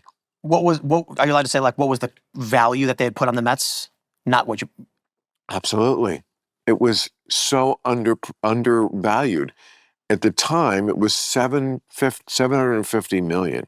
Wow. Again, these aren't the Royals. No offense, Kansas City. This is the Mets, but that's how much they were shit on at the time. And it just shows the sheep mentality. Like it got into people's heads. The Mets, there's a horrible toxic stink on them. Don't go near them. And I was like, oh, I'll go near them. Oh, I'll happily go near them. And again, I mean, when they sold, it was for like 2.5 billion. But even that's way underpriced now. I mean, the Celtics, I think, just sold for 6 billion. I mean, I said to myself, if there's one thing that always goes up, it's sports franchises. That's just a no loser. And then the pandemic came along and made it slightly more, still a winner, but like it could have been so much of a bigger winner without the fucking pandemic. So you don't think I suffered? Yeah.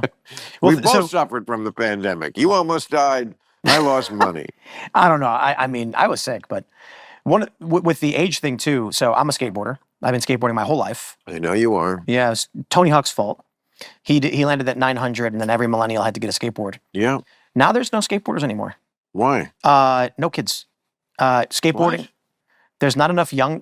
So there's 40 million Gen Alpha. To be fair, like it really is that skateboarders are. Let's say this I'm saying this in a punk rock kind of way. Degenerates. And so when they found themselves in the late 2000s being millionaires, what did they do? Nothing. They bought big houses. They partied, and now more than half of skateboarders are over the age of 30. But that is the story of every generation as they get older. But you need an industry. So like Hollywood, music and entertainment had an industry. Sure, the rock stars were nuts. The problem with skateboarding is the rock stars ran the business. So the core industries that made skateboarding big were also running the business. And here we are. And but that is amazing to me. Yeah. That kids are not into it anymore. Scooters. You know what I think? There's so this is where we get into that tariff stuff. So there's none of that going down a flight of stairs. There is. Like and wrecking your body on an unforgiving pavement. Yeah, you just don't get paid for it anymore. You just I think the top earner in skateboarding off of the sport alone was like 400,000 for the year. And then it immediately curls down to the top 10, made about 100. Don't you think a lot of that is just every new generation has to shit on what the previous generation did and not do anything but that? Well, maybe. The older skateboarders think that skateboarding comes and goes in waves and there's nothing you can do about it, but I don't believe that's true. It's an Olympic sport. You're going to have China. Well, actually, let me put it this way. I believe tariffs, I'm sorry, not tariffs, but free trade is one of the principal culprits for the decline in skateboarding. And the proof of that is that in Japan and China, skateboarding's never been bigger. So one of the biggest skateboard brands, probably the biggest, the premier, it's called the Barracks, shut down in LA. And it shocked everybody. And they're reopening in Japan, where we offshored all of our jobs in manufacturing and the industry to China. Now Southeast Asia has a massive booming skate culture. They even have a reality TV show, it's like Ninja Warrior, but for skateboards. In the United States, you got a bunch of 35-year-old men. So how old do you think you'll be when you stop skateboarding? Never. Yeah, that's what I say about basketball. I mean, I always have, look at my finger. That's a basketball injury. Wow. I don't give a shit. Yeah, rebounding. When the ball hits there, it's fine. It'll get better. Yeah, it jams. That just happened? Yeah, about a week ago. Oh, wow. That's great. It's great. Yeah. It's totally worth it. I played last night. Hell yeah. I gotta now when I play, I make sure I do a good 40-minute stretch before. I mean, I don't get out and then, knee pads but all the things the pros wear, shit on their ankles. You want all the support you can. I got to stretch now too. What? I got to stretch now too. Yeah, you know what? Trust me, bro. 40 is nothing. You're in a great point in your life. It's great to be 40 and look, you're killing it. That's really great. And apropos to your thing about feel guilty, don't. That's stupid. If you leave here with one piece of advice, don't do that. That's dumb. Don't give up. That's the liberal in you. Don't give up. That's not the liberal in me. That's the smart guy in me. Don't give up your fucking show. That's stupid too.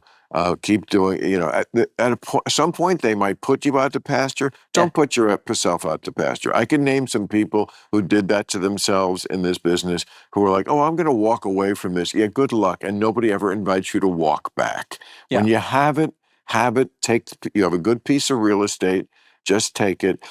Here, let me tell you about Generation. There's a movie that actually was Johnny Carson's production company made. It was a big movie in 1983 called The Big Chill. And it was about how the hippies, the people who were like fucking hippie dippies in like the late 60s when they were like 18, 19, 20, right? That era, the flower power and free love and Woodstock. Okay, you got the general impression, right? All you need is love. Okay, so Boomers had it good, man. right. So like then this movie takes place like in currently, which was at the time 1983. So now these people who were hippies are like, early 30s. And it takes place, it's about like these, some guys, he lives in like on a kind of remotely, just out like in the exurbs I think it's North Carolina. And like all the college friends are coming over. And so there's a lot of reunioning kind of thing. And when we were hippies, it was great. There's a scene where like something happens and a cop car comes up to the house and the guy who's like owns the house and is having all his college friends over. And he's just like, oh, thanks, nothing, but whatever it was. And you, Bob, and goes, oh, thank you. And he goes back in the house and his college friend is like, man, you were so nice to the pigs. And he's like, dude, I live here now, okay? Yeah. It's not like we're in college. I'm dug in. I think that was his line. I'm dug in here, Yeah. Like, I have a family. I want the cop to be my friend. They're not all pigs anymore, okay? Grow the fuck up. And that's like the great conflict of the movie is like, are we still hippies with all that ideology, some of which was good and some of which was stupid? Or are we just growing up? And you know what? That generation, who did they vote for in 1980? Ronald Reagan. Reagan. But I hear from you, it sounds like a mix a little bit of the understanding growing up and being responsible, but also come on, do your thing. I guess my question is like, what do you have a preference for what the future of this country and world should be? A preference? Yeah. I mean, peace and prosperity and democracy. Because I feel like you're with politics, you're very in it, and there's a reason I, or anybody else wants to be involved in the goings on of the world is because we want things to be done better or right. Right. Correct. Yeah. So I wonder, when I say like things about being guilty, it's like if I have this platform that is influential and I can, like you said, people will listen to me and I can say, hey, like, I think this is a good way to do things and that can make the world that way. That's why I feel guilty of walking away from that opportunity. You know what I mean? I mean, that's great too. I mean, that's a great motivation. I mean, that's the best motivation. Yeah. I mean, I never try to fool myself to think that what I'm doing is so noble that it's not really because it's doing what I want to do. If I didn't enjoy it, I wouldn't do it. I'm so glad that it does things for other people. And if you ask me what is the great joy of my life, I would sum it up by saying, there's this thing that I can do that enough people feel like I'm the only one who can kind of do that for them. I'm the only one who can kind of scratch that itch. You know what I mean? And every week I'm like, they want me to do this thing for them. And I love being able to give them that gift. Like, I'm going to do this. I'm going to interpret the news in a way that is just different than anybody else does. And it does the thing for you. And I love that connection. Like, I give you this gift and you appreciate it. And that really is that's the relationship of my life. You're obviously an atheist. Yes. Famously religious. I saw it when you put it out. And good, thank you. I know I was lapsed Catholic, briefly atheist. I'm not Christian. I don't like the word deist, but the future, we're seeing this massive push towards Christianity and like young people are adopting it. What do you make of that? Well, one thing I think is true is that conservatives had more kids in the 2000s. I know a lot of people want to claim these ideological victories where they say like we've red pilled people. And I've pointed this out for years. No, just in like 2003, there were a couple studies that came out saying that liberals were having less kids than conservatives. Well, 20 years later, what do you expect to see? There's going to be more conservative people than liberal people just because the parents had kids. Right. I do think also that one of the more interesting trends, however, is that among Gen Z, irrespective of that, there's been a rightward ideological shift among men. And I think this has to do with contemporary politics, movies, games, culture, etc. And also men feeling that they were targeted unfairly.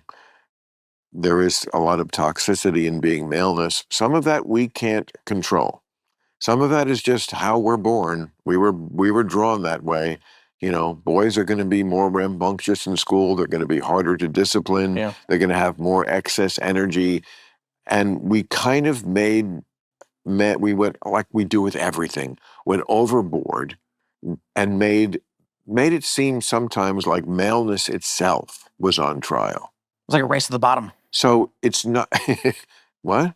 It was a race to the bottom of all these different cultural elements trying to one up what was wrong with masculinity. Yeah, kind of. And it's not surprising that they would run to Trump. Yep. They would run to the guy.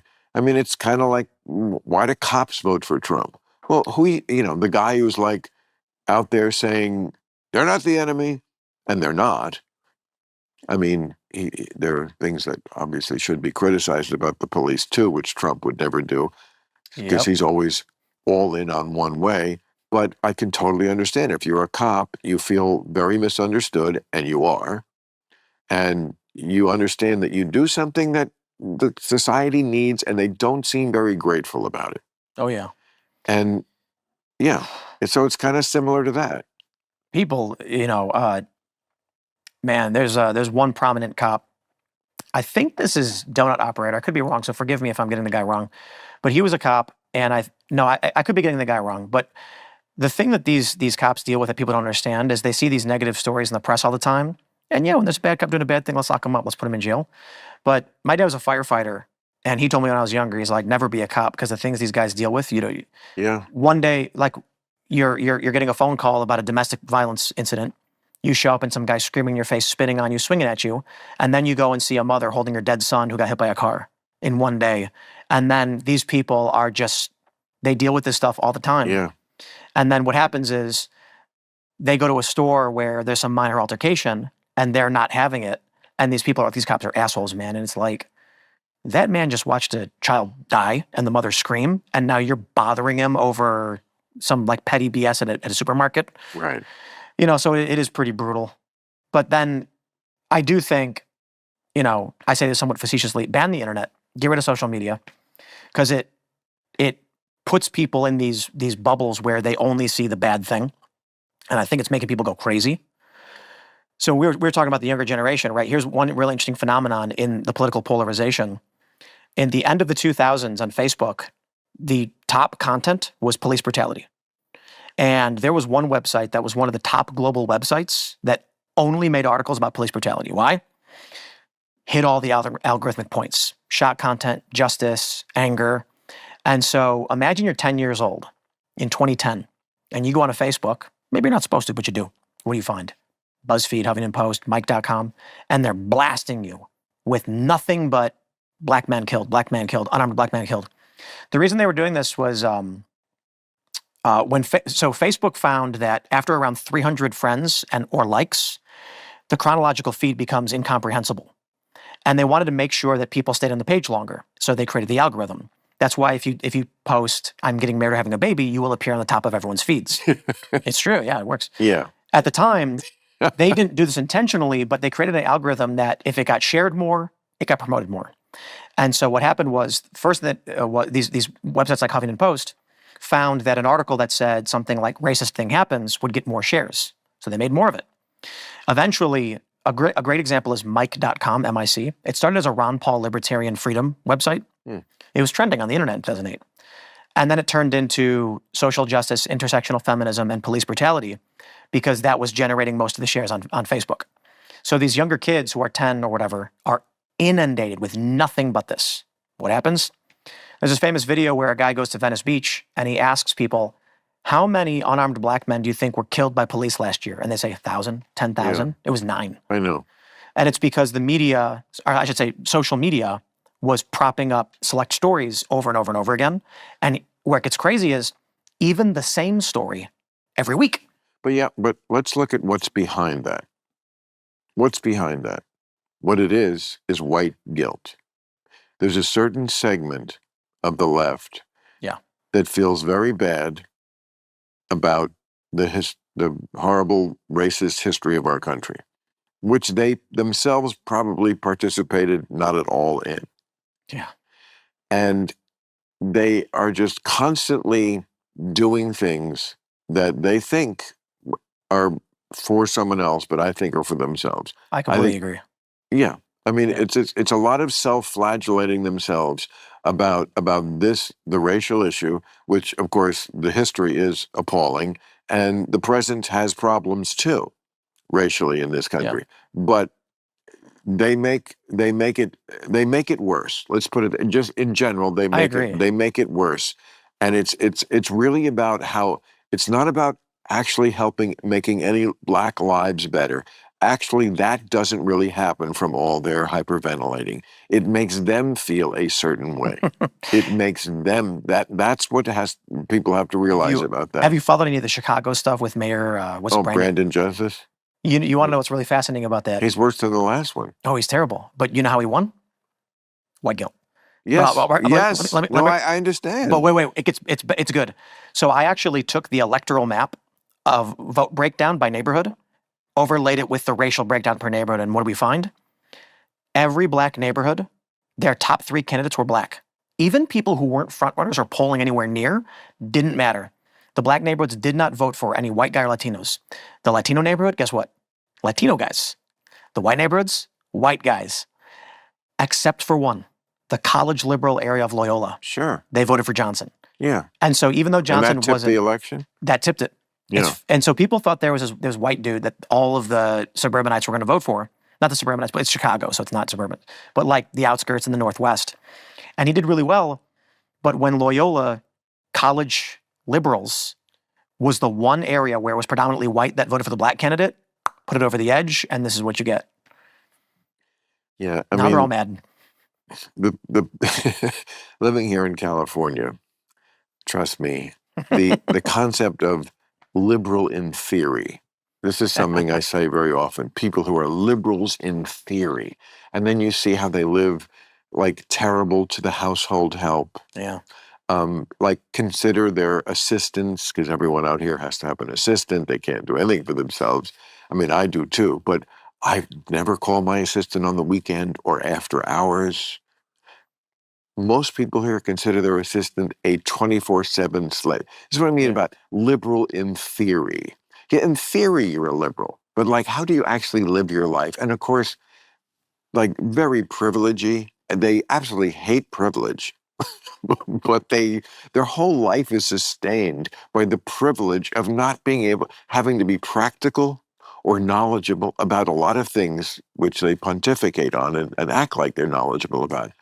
And also just, like many homes, like expensive vacations. I mean, it's not like they are, if you really feel that bad about it, switch houses with someone in Compton. But let them live here in your house, and you could live in their house, and then you'll feel better. This is a part of what I call wokeness. Everybody's always trying to define it some way. Right. But I define it specifically as cult-like adherence to the liberal orthodoxy. And the reason why I say that is because being in media and cultural spaces for the past 15 years, watching all of this, the conservatives like to say it's DEI, it's race, but that doesn't explain support for certain institutions, support for war in Ukraine, doesn't explain the Me Too movement. These are all different things. It doesn't explain support for Islam, particularly, which is the second biggest religion in the world. So it's not about critical theory or anything like that. It's about looking like you're virtuous. So these liberals who live the way you're describing it want to make sure that as they're seen outwardly to other liberals, they are perfectly in line with what is virtuous and right. We call it virtue signaling. But it can manifest into literally anything.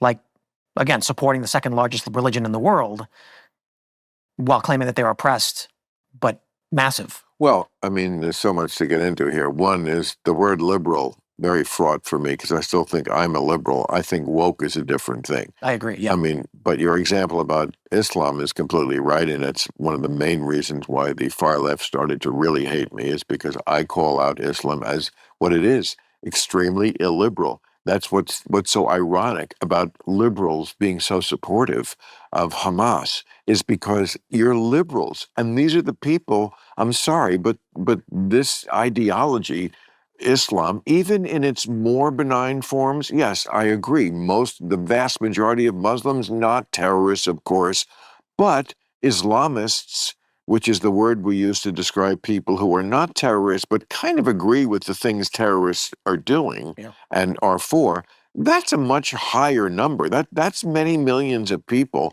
And even the rank and file, I mean, most Muslim societies live under some form of Sharia law, Yep. which no Westerner who thinks that Hamas is so great could ever live under. Your fundamental rights that you take for granted here in America, you would not have. Yep.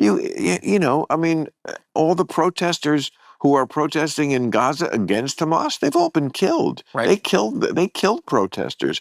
Women. I mean, do I have to say anything more than just if it was just that issue, how women are treated? Are you fucking kidding me? And the narrative is, when I talk to some of these academics, like the anti-woke people, they're like, well, it's because they say that, Gaza is oppressed. And I'm like, sure, but they're By siding Hamas. with the second biggest religion in the world, which is authoritarian, fundamentalist.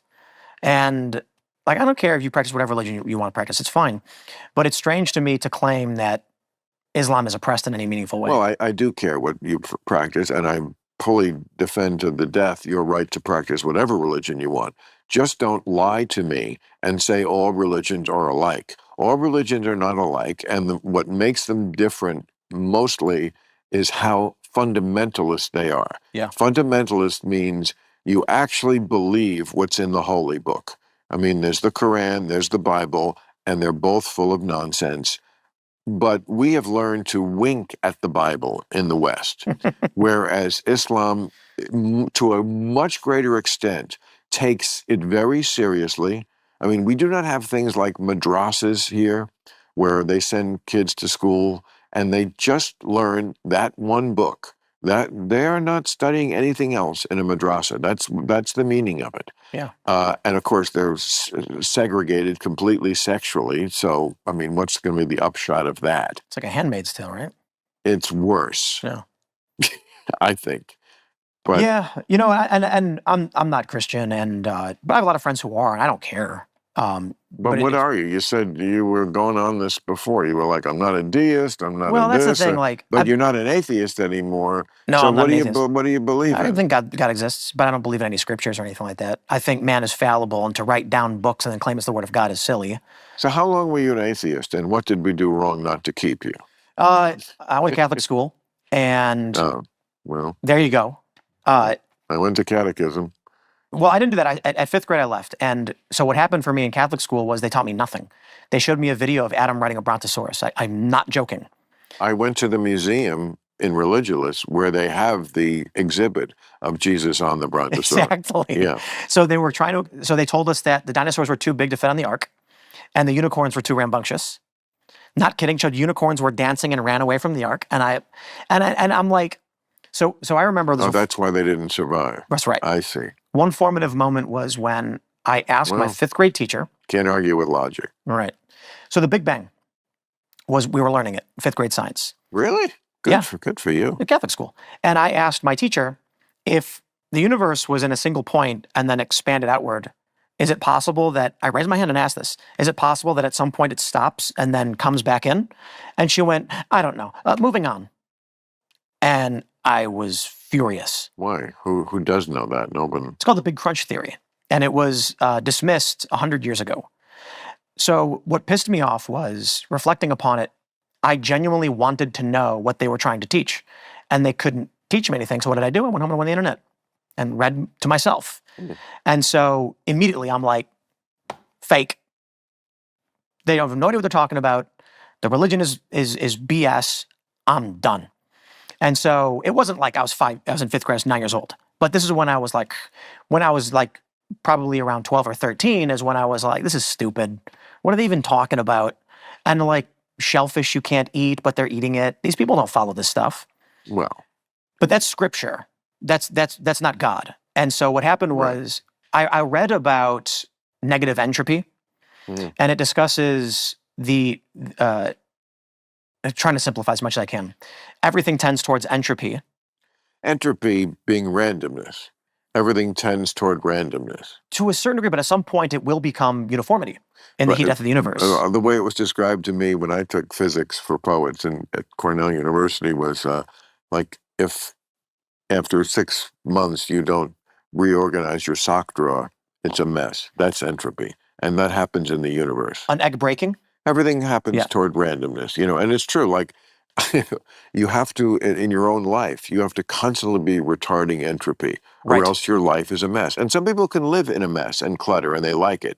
But that desk, that we've all seen, where the tuna fish sandwich is under like 3 piles of paper, from 2 weeks ago. That some people live in that. I can't. I have to always retard entropy. But so that is negative entropy, which can only exist. Yeah. What is negative entropy? Exactly what you described. Oh, fixing it.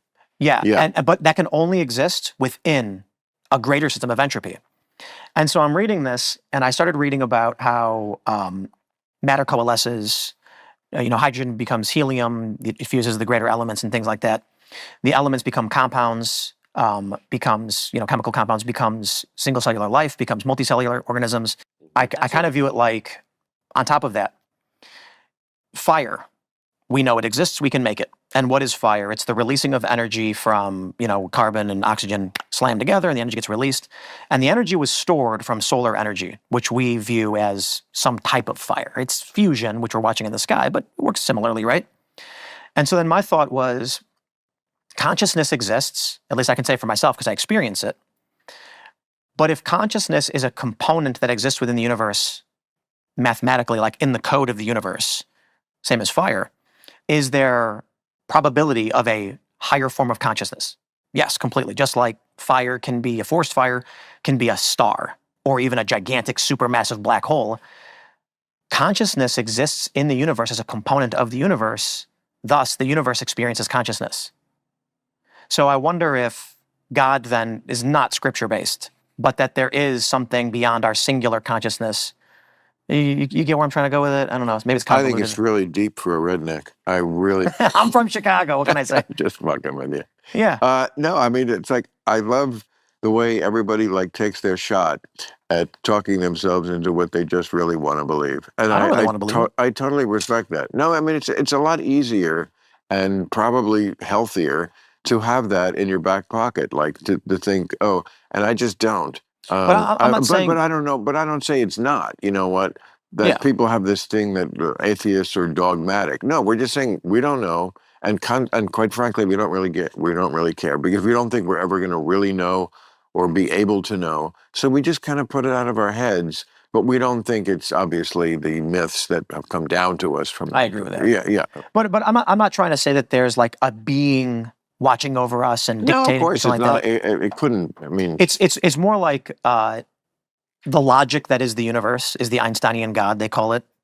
Viewing, our human experience and our emotions are unique to us. I mean, I've said this before, but the idea that, and I'm sure the Big Bang Theory is correct, or I guess it is. I mean, again, talk about going on faith. I just think Neil deGrasse Tyson seems smarter than my pastor when I was a kid. My priest is, and so I guess But the idea that all of matter in the universe, which is just I can't even go into how big it is, was just fit into something like tiny, and just explode. First of all, why do it that way? It just seems silly. I think it's wrong. And you don't believe in the Big Bang Theory? No. What about the show? The show was terrible. And if you take the laugh track out, it didn't work. But let me elaborate. Science is wrong all the time. Yeah. And so I think the Big Bang is what we know so far. Right. But there's already theories about the Big Bang may have been what's called a white hole. Are you familiar with that No. idea? The other side of a black hole.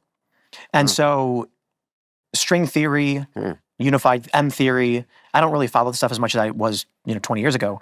But one idea is that the universe is a 12-dimensional structure. And basically what happened with our universe is someone took a piece of rubber, pinched it, and then blew. It's expanding as matter is pouring into it, but that's just one balloon of the universe being blown up in a much larger universe of multiple dimensions. I really don't know, Well, I just got word from the Huffington Post. We need to capitalize black hole, but not white hole. Because one is socially acceptable. All right. Well, I'm so glad I got to know you. I really do appreciate you having me. Yeah. I hope you had a good time. I know everyone's going to, they're going to yell at me saying, why weren't you yelling at Bill Maher? I'm like, because I was just going to say, that's what I love about this show is like, yeah, there's some yelling because we're human. And of course we're not going to be there, but it doesn't get in the way of being pals. I appreciate you having me. Yeah. My friends are super excited. I'm thrilled. I was thrilled you wanted to do it.